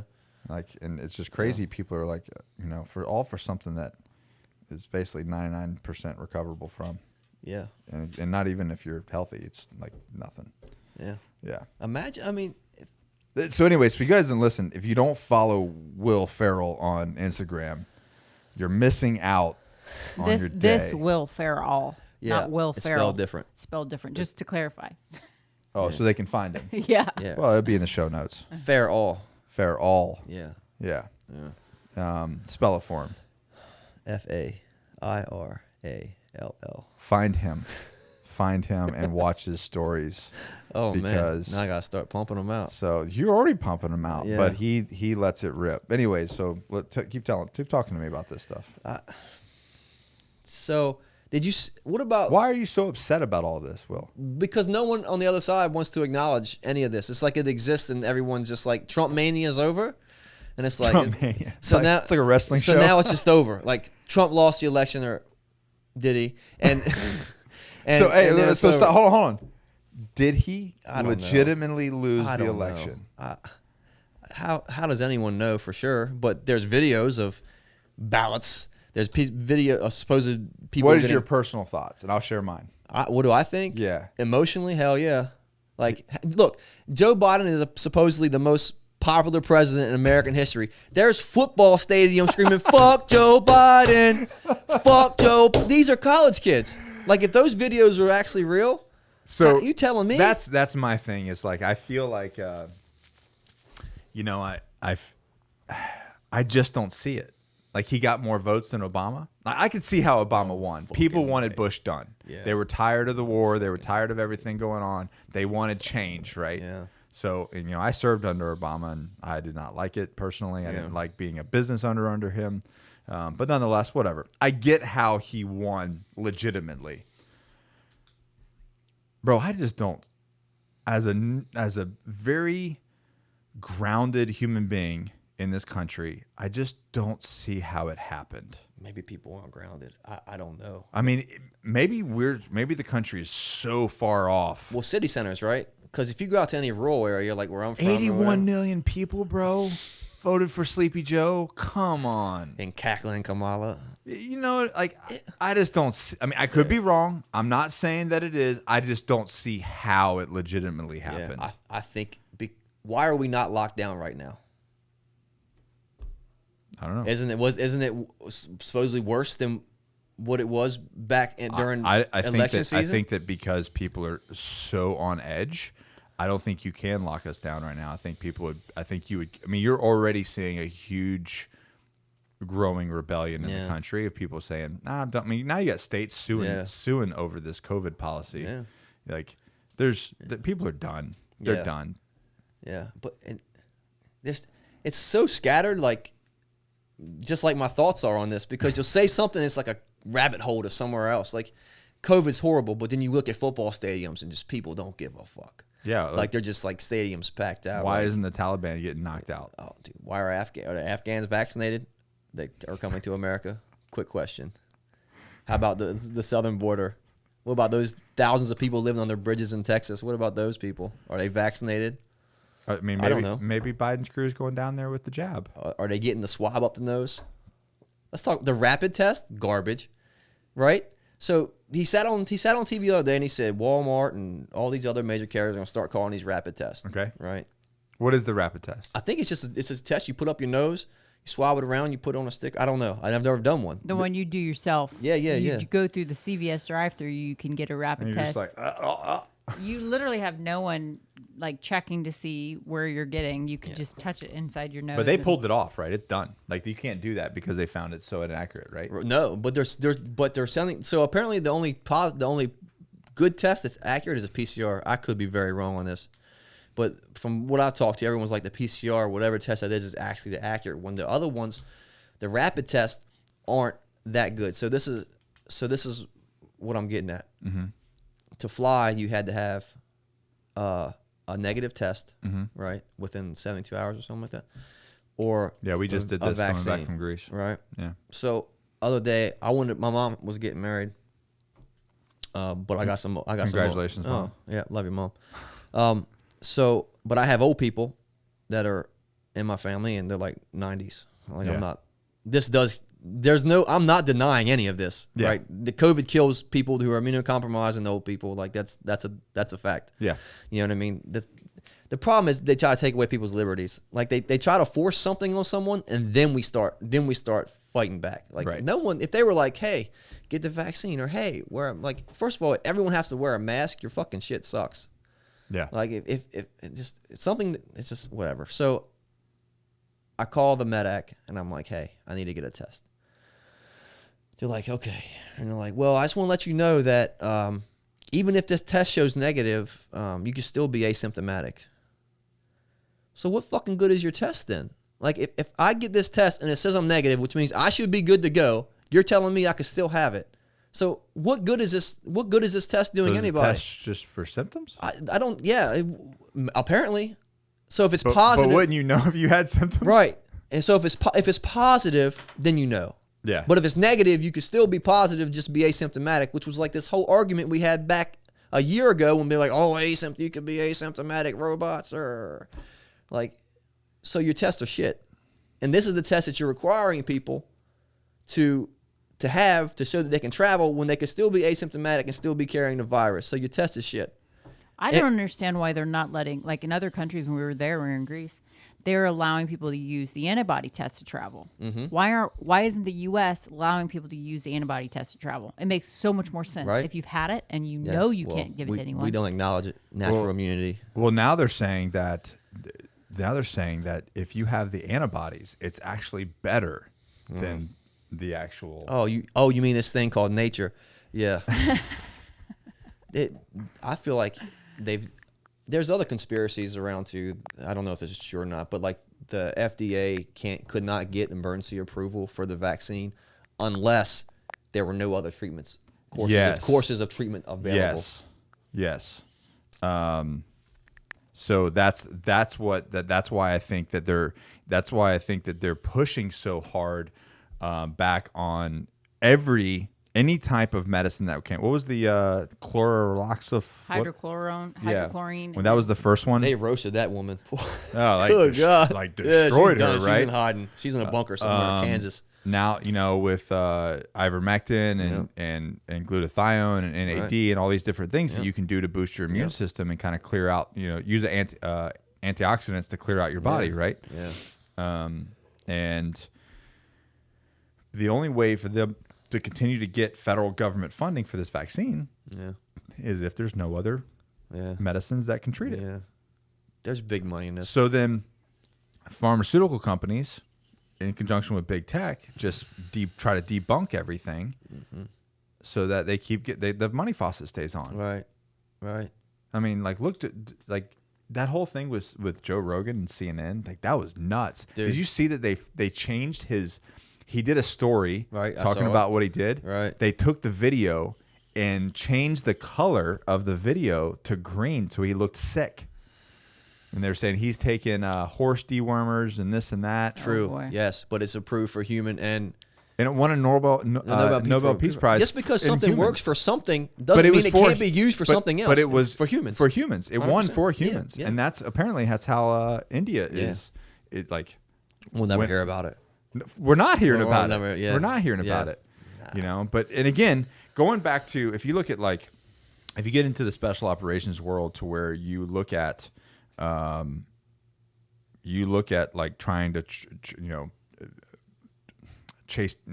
but like basically fight terror. You chase the money. Yeah. Like when at a strategic level, anytime you look Most crimes. any crime, right? Any Follow crime, the money, yeah. you follow the money. Well, if we follow the money on this fucking thing,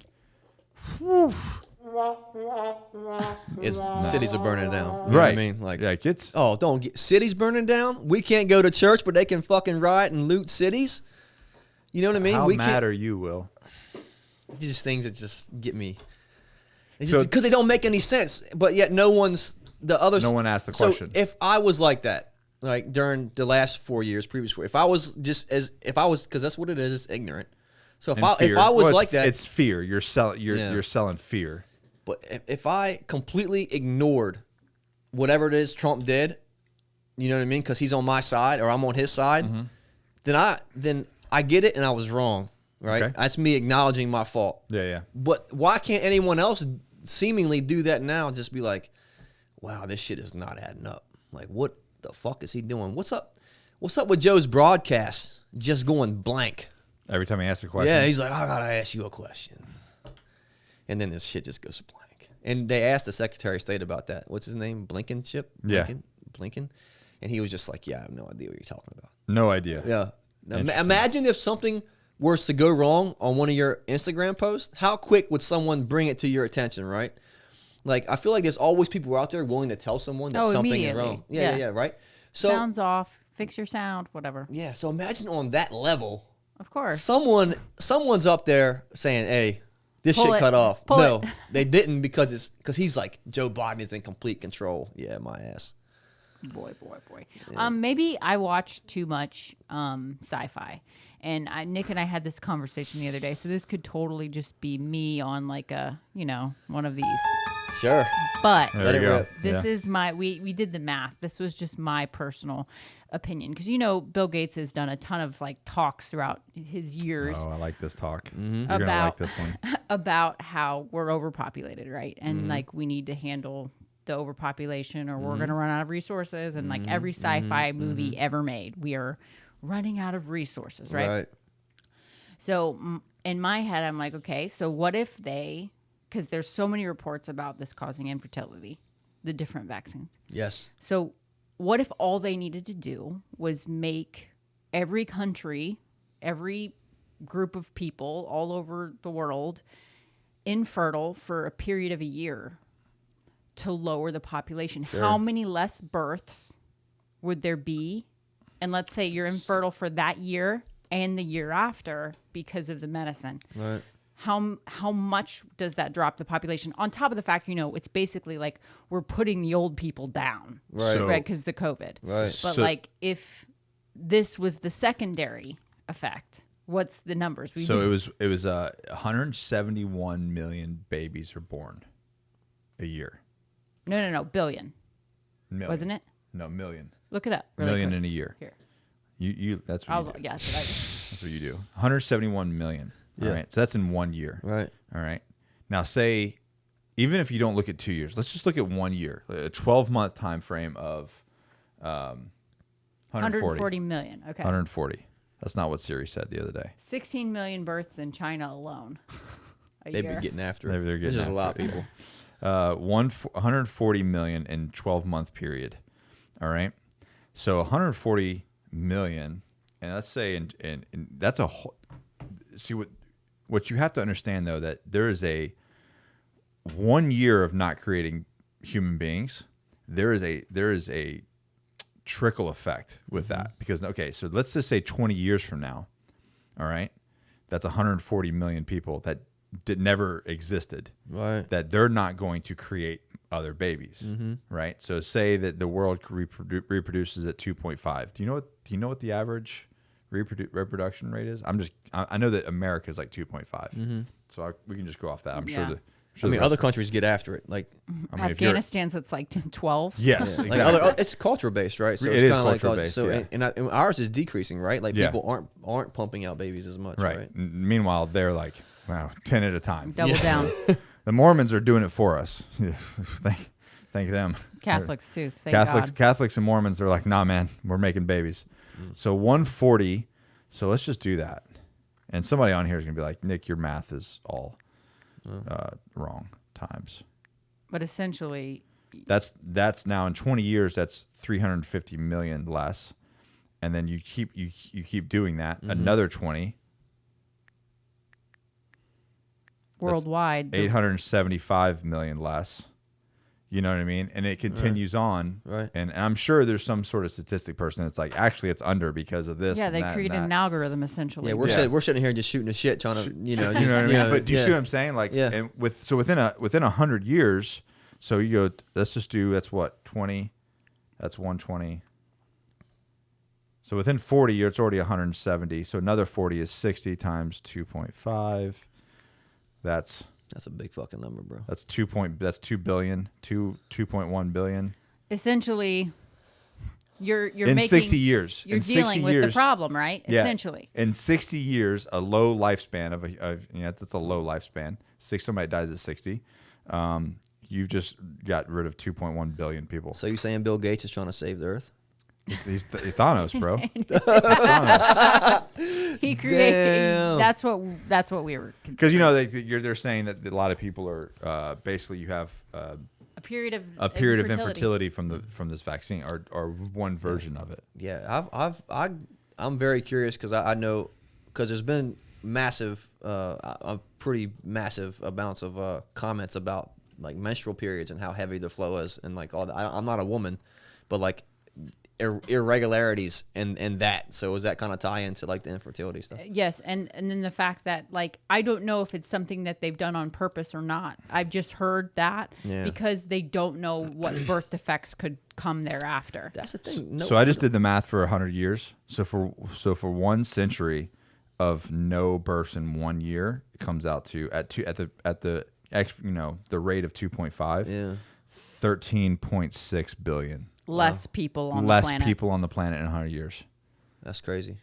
Not even counting the people that are dying of COVID because they're unhealthy or dealing with pre-existing conditions or whatever. It's like a 0.0 whatever percent. Where'd the flu go? I actually brought that. I was looking for that graph because there was like it was like 40 to 60,000 or 60,000 cases in the U.S. and then now it's 2,000. So COVID cured the flu. So what I read was, they're like, people were being more sanitary and wearing masks. So what you're essentially saying is that masks work for the flu and not for COVID. Good one. So I did a podcast with I don't know what season it's in the show somewhere. If you look up Dr. Kirk Parsley, early on when this kind of started happening. I want to say it was like March or April of like when COVID happened in 2020. He kind of debunked the whole mask thing. He wanted to say, he's like, listen, and believe it or not, Fauci said the same thing early on. He's just not singing that tune now. Yeah. But he goes, you got to understand what the size of a virus is. So if I blow up, you look at a mask, even a medical mask that has fibers. Like an N95? Yeah. That's what everyone says is the best, right? It has holes in it, right? At a microscopic level. So he's like, you blow these masks up, the holes between the fibers, if you blow the virus up, the little spiky circle, if you blow that up to the size of a marble, if you blow the mask up at the same rate, exponential rate, the hole on the mask would be like an 8 foot by 8 foot doorway. How many marbles could you throw through an 8 foot by 8 foot doorway? Many. Okay, you're saying on a microscope. I see what you're saying. You see what I'm saying? Like if you were to blow it up. Yeah, Honey, I Shrunk the Kid shit. Yeah. You know what I'm saying? That's how. Yeah, because they're relatively small whatever virus. it is. Yeah. So whatever relative size that is, if you blew the virus up to the size of a marble and you blew the mask up to the same ratio, then that the holes through the mask would be like an 8 foot by 8 foot hole. Yeah. He's like that shit ain't stopping nothing. Yeah. Like, sorry. Yeah. He's like, it ain't doing anything. Meanwhile, people out there wearing T-shirts around their face. Yeah, and Like, and he goes, and you know, the argument is like, well, surgeons, you know, are wearing masks and they're gloved up, and his thing was like, yes, you have to understand the reason why they're doing that is actual debris. Yeah. They're in a surgical room with an open open body, and they don't want anything to go in there. Yeah. You know, whether it be spit, saliva, or anything. You know. They want no dust. They don't want anything to enter that cavity. I mean, this is a respiratory disease anyway. Yeah. Like it lives in the nasal cavity if I remember what I heard, and the person knew what they were talking about. So masks. Yeah. And you get somebody and you talk about masks, they'll say, well, something's better than nothing. Did you read the document that he wrote? I want to say it was in 2008 about the Spanish flu. Who, Fauci? Yeah. No. This is before he was paid off? Yeah, I guess. Or he was getting paid by somebody at the time. But essentially, he was talking about the what was it, babe, 1912, the Spanish flu. So we actually have done this whole mask thing before in the U.S. This is not new. And there was a big rebellion back then. A lot of people wearing those like crazy doctor, like scary. 1918. 1918. Which wasn't that long ago. Yeah, look at that. Look at those masks, dude. Oh, the thing with the like the beaks? Yeah. Yeah. What the hell is going on there? Anyways, so you imagine walking there and seeing that shit? Yeah. They're just covering their noses, really. Yeah. Yeah. I mean, science has come a long way, but no one wants to do that. People are like, let's go live in space. Like, people don't even want to wear a mask. You talking about putting on a spacesuit every day? Yeah, right. Yeah, So anyways, this paper basically talked about bacterial pneumonia. That a majority of the people that got sick back then was not actually from the Spanish flu, but from bacterial pneumonia from wearing masks. It's like you expel. The mask made them sicker. Yeah, so you expel this, you know, our waste or CO2, and then, you know, whether it be moisture or whatever, but it was getting moldy, and, you know, you're having to constantly breathe this thing, and you know, that's why people say, well, you're supposed to change out your mask. We all know that they hang them up on their. You see them all the time. They hang them up on their rearview mirror and they put them right back on. Are not. It's not a cleanly process. It's no, not, if they truly, nothing. yeah. So, anyways, this paper that Fauci wrote basically said that masks make you sick, or prolonged use to wearing masks make you sick. Yeah. And so, anyways, that's what was. You know, I was just like, oh well, haven't we changed our tune there? Yeah, massively. You know? But nonetheless, whatever. Here we are. Digress. The bottom line is it's about taking our freedoms away and the freedoms that you guys fought so hard to protect. And well, you know, yeah, and that's what I come back to. I'm like, it should just be back to your choice. Like, you want to wear a mask? I'm not going to hate anybody for wearing. Like, we have a friend that is compromised, and she has to wear a mask. And wear it. Wear it. Wear it, dude. I'm not compromised. That's right. You know what I'm saying? So I'm good. If someone would just acknowledge the benefit of being healthy. No one does one government in the entire world has come out and said, "Hey, this very virus that makes you sick, you're gonna live. But hey, if you're healthier and you're not overweight and you get some vitamin D and you exercise, then you're gonna be good." Yeah. Instead of what we looked up, which was the generation just beneath us, millennials, have gained an average of 40 pounds in the last year. 29 and millennials, 49 overall. America's the fattest country in the world, right? Isn't that crazy? It's crazy. Well, look, you can't. So instead, so they straight up say if you go out and get healthy, that will help you. Yeah. And then what our government has said, stay inside, wear masks, close down gyms. Order Grubhub, watch Netflix. Yeah. Makes no sense. It does. It only makes sense if their goal is control. Yeah. If your goal is to take your civil liberties away and to control you, so here with we a fear are machine, having this conversation. Someone might hear it. Please, come with the other side of this and be like, yeah, you know what, you're right, or yeah, you know what, like. No one wants to go into like a discussion about the other side of this, and it absolutely drives me nuts. Like the people hanging outside of buildings smoking cigarettes with their mask hanging down over their neck. But don't worry, emergency approval by the FDA. The FDA also approves cigarettes. So like, what? I'm pretty sure that's a thing. Like, how can you take this shit serious? Like, you go to grocery stores full of, like, I eat sweet shit. I have a sweet tooth, but I also realize how shitty that is for you and your health. You know what I mean? But that's your choice. That is my choice. Right. Right. It's amazing that you can have some personal choice in there. You say funny, the same side, it was my body, my choice. It's kind of like, nah, that shit don't matter no more. Well, it's the same thing.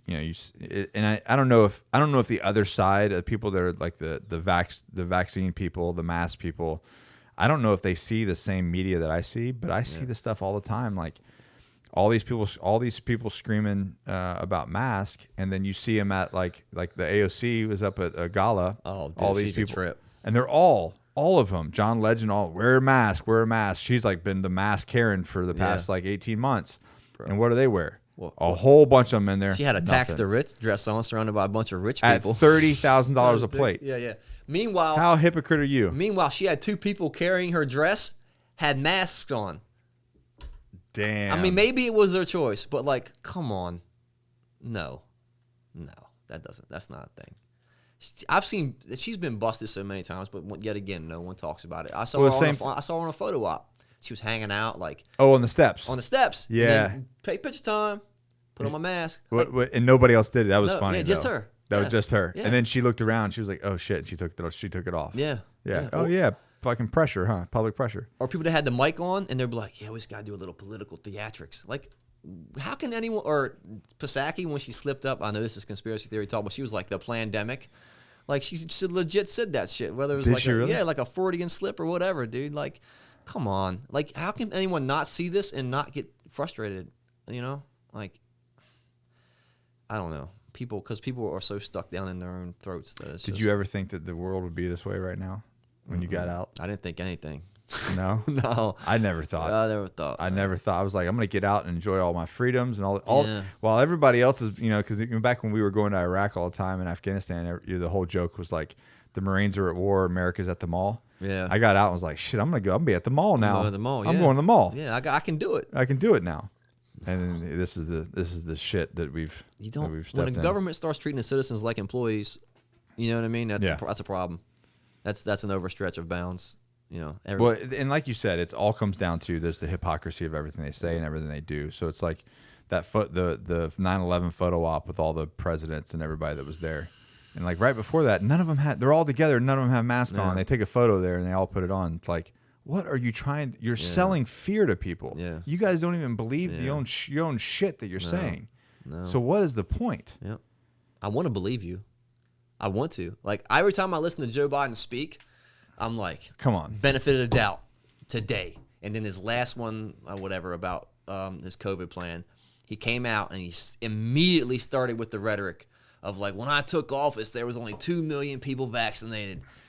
Today, there's 176 or whatever people vaccinated. No, the first time he did it, he said, there's 353 million people vaccinated in this country. Oh, we could talk. Well, it is dementia, but I'm like, what? There's not even that many people. There's not even that many people in the United States. You're a lying dog-faced pony soldier.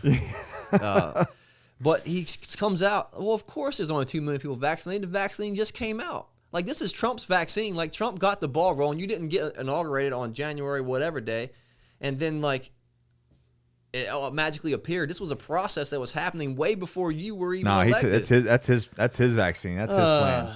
But Afghanistan, that's Trump's fault. That's Trump's fault. Oh yeah. God. Yeah, that's what it is. That's Afghanistan. That's Trump's fault. What a shit show. Yeah, dude. That alone, I mean, he in my humble opinion, that he should be removed from office. Like, that alone that's enough. It was Trump's idea. Trump will openly say that he did not want to be in Afghanistan anymore. See, which I don't agree with. He should never went over there. See, I don't agree with that either. It's like, yes, again, going back to the Care Better land. It's really nice to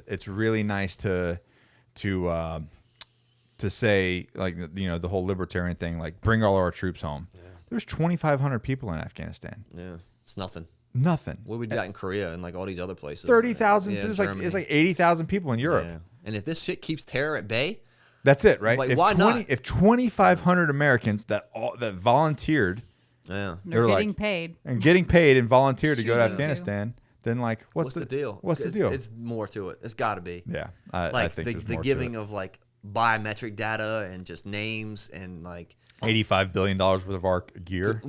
And now China's looking at it. Right, and China was there within 24 a day. hours. Yeah, Taliban was like, China and us, we dabbing up. We homies, bro. Yeah. We good. Like, you're our partners in crime now. And if you don't think that is not a long-term global plan, you're just ignorant. And you're being distracted with fucking masks. Yeah.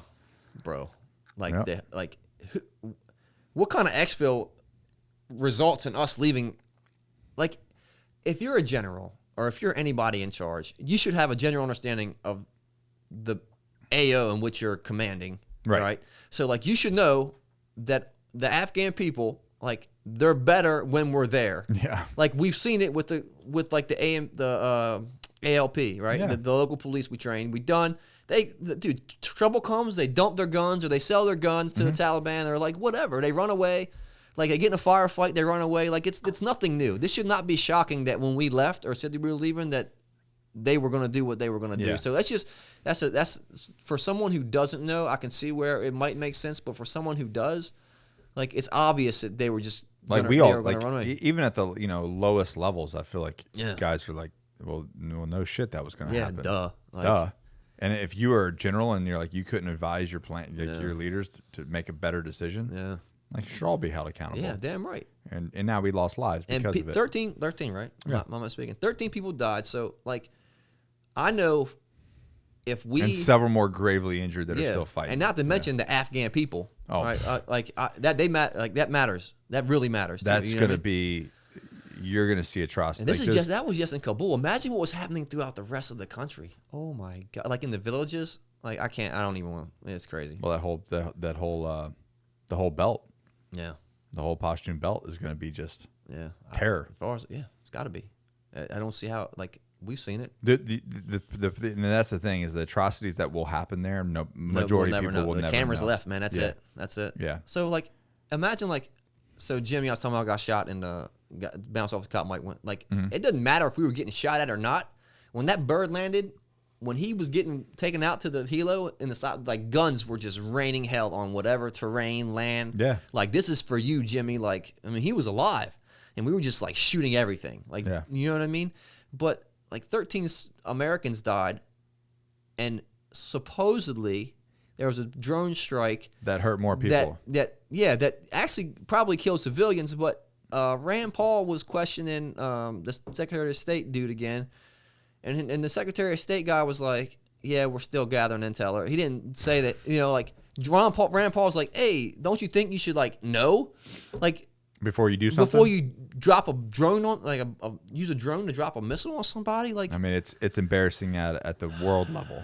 And, like, we look, in my opinion, super weak. Oh, 100%. Super weak. I mean, you got our enemies making fun of us. Yeah.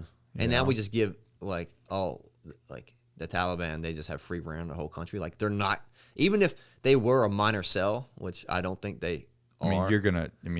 The world's gonna pay the price. They can just do whatever they want to do. Now they have the whole country to run. They're like their government. That's what's so sad is the world's gonna pay the price for this, and it's America's fault. Yeah, it's Biden's fault. It's Biden's fault. It's botched. It's botched. That's when he walks away and don't take questions. You know what I mean? It's just like he's a weak, frail looking man. Like, when you see him stand up there and he like grabs the podium and he like tries to be like all like assertive. There's nothing assertive about that man. No. Maybe it's because I know he's like on his way out, like he's 90. And here's what's really scary is so we hold Biden gets held accountable. He either dementia or whatever he removes office. Now we've got Kamala stepping Tackling up. Kamala. As maybe she'll go to the border then. Has she been yet? Allegedly she has, but I think I heard that she went to the not so bad portion. Yeah, that's what I heard too. Who the hell knows though? But would it matter even if she did go? Like, even if she saw what was happening, what are they going to do? Matter? Yeah. I don't know. I don't think she cares. Not really. Not deep down. But she is not. She doesn't have the depth or the experience to run the United States. Yeah. And I mean, that's a scary thought. Yeah. Like, he steps down or he gets removed. Yeah. She's the president. Yeah. Well, then I ask this question: is Biden really the one pulling the strings now? I don't think so. Yeah. Right. I don't think so. There's no way. What do you think the hope is for, like, can we make it through the next 4 years without him? Midterms are our saving grace. I think midterms are the savings grace. I mean, I can't imagine a world where we do another 3.5 years of this. I don't know. Gavin Newsom just got reelected, so I can't see. I don't believe that either. Yeah. How did that even happen? I want someone to explain to me the CNN live, like it happened during Trump's election and it happened again last night, where it'd be like, Elder or no, it was vote yes or no. Yeah. Yes for a recall, no for no recall. And the no recall number went from like 2.2 to 1.8. I'm sorry, the yes. Okay. Because it's the opposite. So whatever they didn't want to happen, the numbers just dropped. And we saw it on live television during Trump's. So I got people out there that were telling me that before the election, Newsom's campaigns were running ads saying that that he was in the lead, and he was already in the lead so much that he was going to win before the election even happened. So like people were just like, oh, there's no point in there's no point in going. Oh yeah, I mean that's a good strategy, right? You got to vote. Like the change. What's the dude that always gets made fun of? Mitch McConnell. He's like a real odd looking dude. He was like, I mean, he has a point when he talks about impeaching Biden. He's like, it's not happening. He's like, make your change in the voter box. I mean, we all have to go out and vote. Yeah. I mean, it's been. So this is what's scary, and this is where you could lose the United States if our vote is count, like this Dominion system that has been shown to be fraud that happened in the 2020 election. As long as people believe that their vote counts and what their opinions say, like that matters to federal government and their state government, then the people are appeased. If you lose, you lose. There's obviously more people on the other side, so we lost this time, no big deal. We'll have to get them next time. You know what I mean? But as soon as you start putting it out there, or the people start feeling that their vote doesn't matter, well, now you've lost democracy. Now you're like, well, this is just a dictatorship, and now people will rebel because they want to have a say in what happens to them. Because it's supposed to. Because that's the way it works. This is America. This is the way it works. So as soon as you remove that and you create a system to where it's like Colombia or whatever, like there's no point in voting because it's a fucking rigged system. Now it's violence. Right. Now people are going like, well, now you're putting things in here that I didn't vote for. Well, nobody voted for, and and that's how you start a rebellion. And that's what's really scary is the vote that has to be protected. Yeah. That at all costs. But hey, your ID, having an ID is racist. Like how is it? It goes back to their hypocrisy again. Yeah, like how you got to have an ID to do everything. Yeah. But not to vote. But passport, I mean, that shows you right there, right? Yeah. So a vaccine passport is okay. Voter ID is not okay. Yeah. That doesn't make any sense. Meanwhile, according to the stats, like the majority of unvaccinated people are black and brown. So like, is that not racist? Like you're crashing down on black jobs. Well, I mean, that's their not that people realize that, but that is the left's agenda at the end of the day. What was that quote? It was politics is getting votes from the rich while getting money from the poor. I'm sorry, getting votes from the poor and money from the rich, and making them and convincing them both that you're on their side. Yeah. Like, fuck. Yep. That hit. Yep. It's nasty. So what do we do? What do we do? Yeah, what do we do? We got to vote. I mean, we guess we have to, because that's the last line of defense. We have to vote. I mean, because the other alternative, no one wants the other alternative.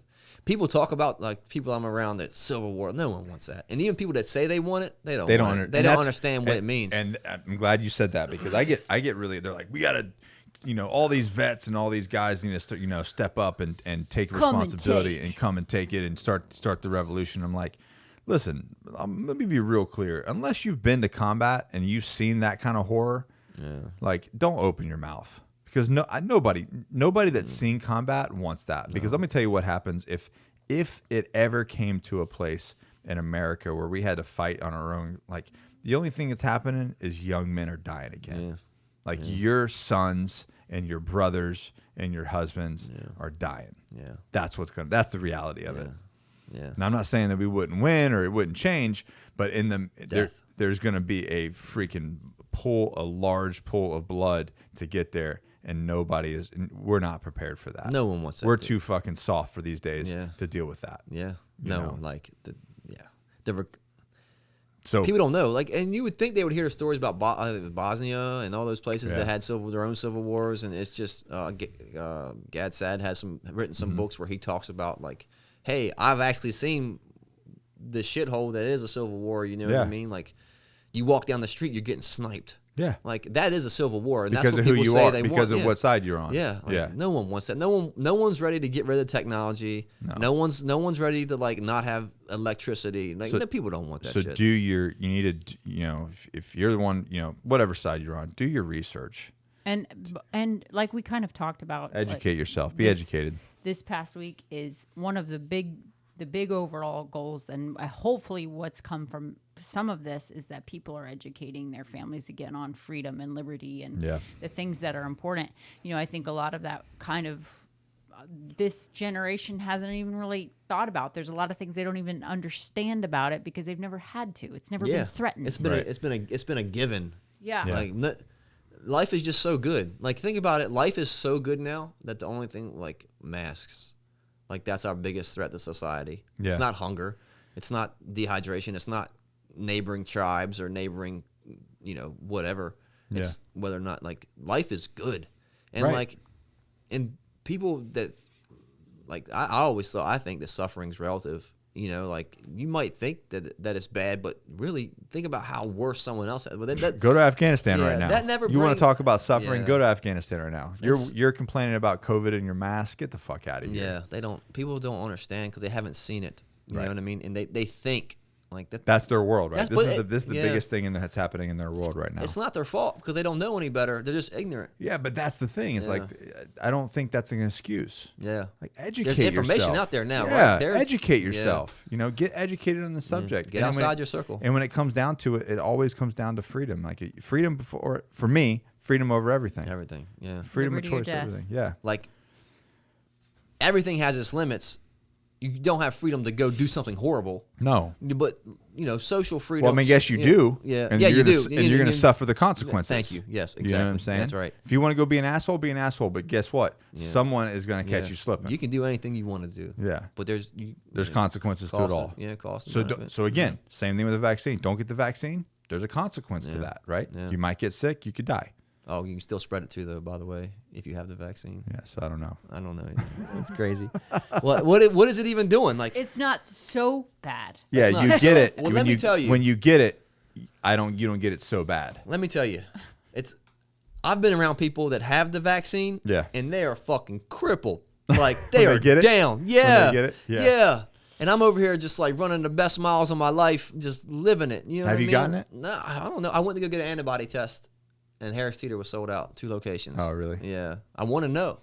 Like, I'm pretty sure I want to laugh in the face. I'm pretty sure I have. Like, it's like supposedly like super transmissible, right? So like we've had to have had it. I think I've gotten both variants. Back in July, I had this wicked stupid cough. Like, just that's probably it. What blood type are you? O-pos.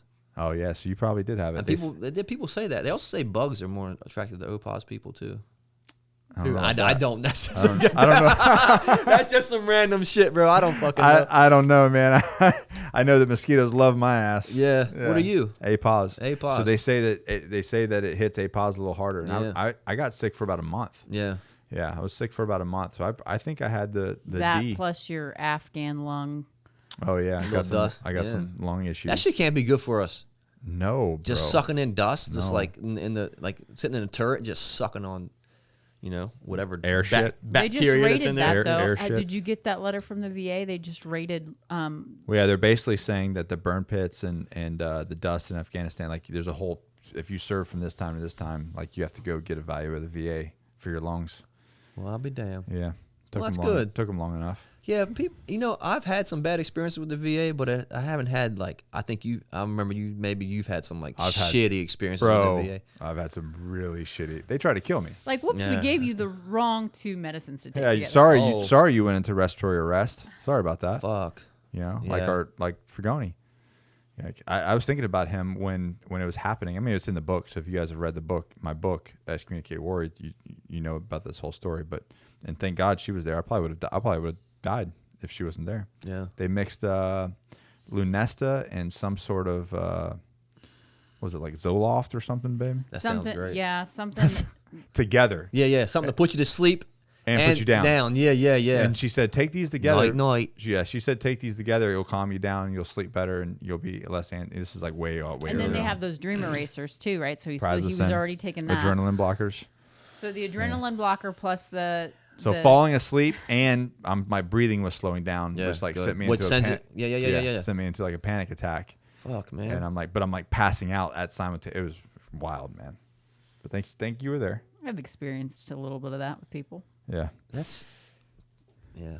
Crazy. Yeah. So drugs aren't the answer. Anyway, so wrapping up this long podcast, go check out Will's business, which is URL is MysticIslandCradams.com. MysticIslandCradams.com. Yeah, man. That's a good sound. And then obviously, the Agoge.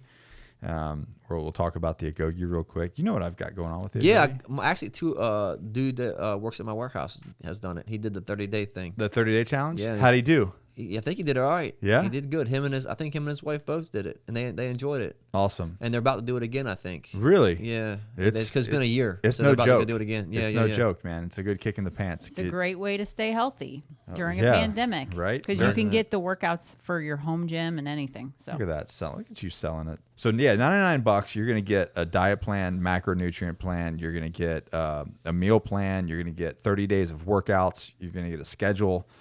And it's all convenient in an app. And we do live feeds. Josh and I will do live feeds once a week, talking about kind of walking you guys through the process when we start and all the way through. And it's one of those, it's a kick in the nuts. I love a good kick in the nuts. And then you can win if you win. The last person that won was actually a couple. So they put in $200, or $198 it cost them to do it, and they won $1,500. That's what I'm talking about. And you lost 20-something pounds. Yeah, I've seen the pictures of the transformations on your page, man. Yeah, it's incredible. It's exciting. So the challenge is live. You can go to agogechallenge.fit and get signed up there, and then we have monthly coaching as well, and everything else we have going on, the one-on-one stuff. That monthly coaching is about making people. That's really diving into the weeds of kind of some of the stuff we've talked about, and just really leveling up your life. So that's the Agoge, and then we have Core Med Group. Links are below for that. For if you're over 30 and you're not recovering and you're feeling like shit, you're not sleeping like shit, and the gym's just not doing what you're doing. Your libido might not be what it is, and you just don't. You just don't feel like you used to, right, Will? That's a flaccid sound. Get on that TRT train for that, sure. Love me some testosterone, and then the favorite one, which Will's going to go through right now, is he's got his box. Mine? Johnny, yeah, it's all yours, bro. Oh, man, that's what I'm talking about. Johnny Slicks, 100% organic. It's our organic grooming company. It's a T-shirt? Yeah, some stickers. This Johnny made, look how presentable he made this for you. I'm going to have to thank him. Yeah. These are going on my laptops. So this is what we want to do, though. We want you to smell these and get your and get your then opinion. do some ASR and get real serious about the scents. Yeah. Oh. That's out of my wheelhouse. So what we got here? Paradise conditioner. Well, here, smell this one first. So that's the conditioner. We got conditioner. We got. All right. So we got body wash. Paradise organic pomade. Yeah, crack that open. Lemony sweetness. It's like a Starburst. Yes. Does it smell like Skittles to you?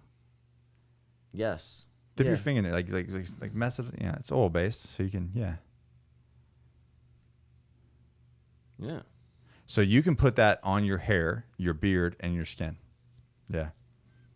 And what does it do? Careful though. I know you got a girlfriend now. We've had 12 confirmed pregnancies by people using Johnny Slicks. Like the women smell it and they're like, damn.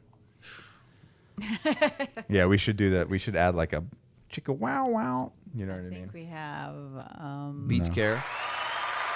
Beach Care. So Beach Care is a little bit different formula. And it basically is like okay, this is fruity too. Same thing. Yeah, same scent. But yeah, so say you get just a little sunburn or something, you can put it on there, or you get a cut. Like you cut your feet while you're you're paddle boarding. I don't know if that ever happens to you. Don't fight oysters; they win. But yeah, so as it's healing, that would help. What else do you do with the Beach Care? I mean, Beach Care is first any sun exposure. Yeah, yeah. It's good for your skin. Hair and skin. Yeah. Okay. Salt, water, post, all that. That's another pomade. Armagon. That's Allie's favorite. So what is this? All the same. It's the These same are all pomade. pomades. Same pomade. Well, this one's not. This is more for your skin. Okay. That's pomade. This is pomade. Okay. But that one is a different scent, though. Smell that one. Tell me what you think. Ooh. That's my favorite. You like that? Yeah. What does that smell like to you? Armagon. Nature. Yeah. If that's, Teak wood and coconut. there you go. So Yeah. the wood part. Yeah. Yeah. That's good. That's good. Yeah. That's good. And then he gave you some slick lips. What? Yeah. Yeah, I'm putting this on right now. So I'm check dry as this. fuck. Check this out. So we've got you gotta use your man hands. So You just saw me dick my finger, and oil. dick my fingers in this oil. Oh man. My So man. Thank you. so these other brands of I call it lip gloss. These other brands of lip, right? What is this? Hazelnut. I mean, you caught me like that's a genuine You're like, wow. I stopped mid white. Nice. So other Brown brand sugar. other browns, is that what it is? Hazelnut and brown sugar. That's delicious. So Damn, that shit is. other brands actually call. You notice how you use it and you never like you have to keep using Yeah, it. yeah. I don't. First impression, Yeah. not the case. Not the case, right? Yeah, so yeah, that they yeah. use, they get, I'm not going to say the other brands, but they get you to keep using it. Yeah. And actually, if you dig into the ingredients, there's actually alcohol in there, Dries you back which out. dries you back out. It's the light bulbs that are meant to burn out after a certain amount of time. Right. Exactly. So it's the same thing. So you've got some of that. You got some beard oil. I think he's matched it up. Armagon. Yeah. There's Paradise beard oil. Fantastic. And then But you've got all of that stuff is meant to help with hair growth as well. thinning helps hair. with the All sebaceous gland. 100% organic, man. These are like raw ingredients that we source in the United States. Right. All American made. We made them ourselves. We fulfill them ourselves. And No yeah, man. plastics, What's no this? parabens. This little. Beard wash, a little tea tree oil. That's going to give you a little tingle. Nice. Never mind, You can wash your balls with that. dude. The blue powder with the red top. Oh yeah, yeah. That should have make you stand up straight. You know what I'm saying? But All yeah, right. man. That's and I actually use sometimes I use that as a shampoo as well. Just to So this all smell like the Paradise in the. I don't know what that one is. No, that's got its own smell. Let's It- see, hang on, Pop I got- pop that open. Pop that open, baby. Beard wash is just like more of a tea tree smell. I like it. It's minty. Yeah. Like a pepperminty. Yeah. Winter greenish. Yeah. And I guess he hooked you up with. I guess because you're paddle boarding or whatever, he hooked you up with a bunch of Paradise stuff. And Nice. what is that one? Beast Wash Paradise shampoo. Yeah, yeah. So the this is from shampoo- this is from my hair. Shampoo, conditioner, and body wash, man. Got you Fuck covered. Yeah. Thank you. So yeah, that's it, man. Hey, listen, if you liked this, I want you to go show Will some love on his Instagram. The guy just puts out the best stories. It's like the best. Allie has to listen to me every single morning with my coffee, listening to Will yell and scream about things that are going on. I hear you Yeah. in the other room. Ah! And then he always goes, I love him so much. And anyways, so that's go check out him. Go check out his business, and all of our sponsors. And if you like this episode, please screenshot this on whatever you're listening to, Apple, Spotify, whatever your podcast app is. Leave us a review on that thing. Screenshot it. Tag us both. We'll share it, and that's how we get this message out of here. And I guess that's it, right, babe? That's podcast 001 with Where FAIRALL. Appreciate it, brother. All right, man. We'll see you later. Adios.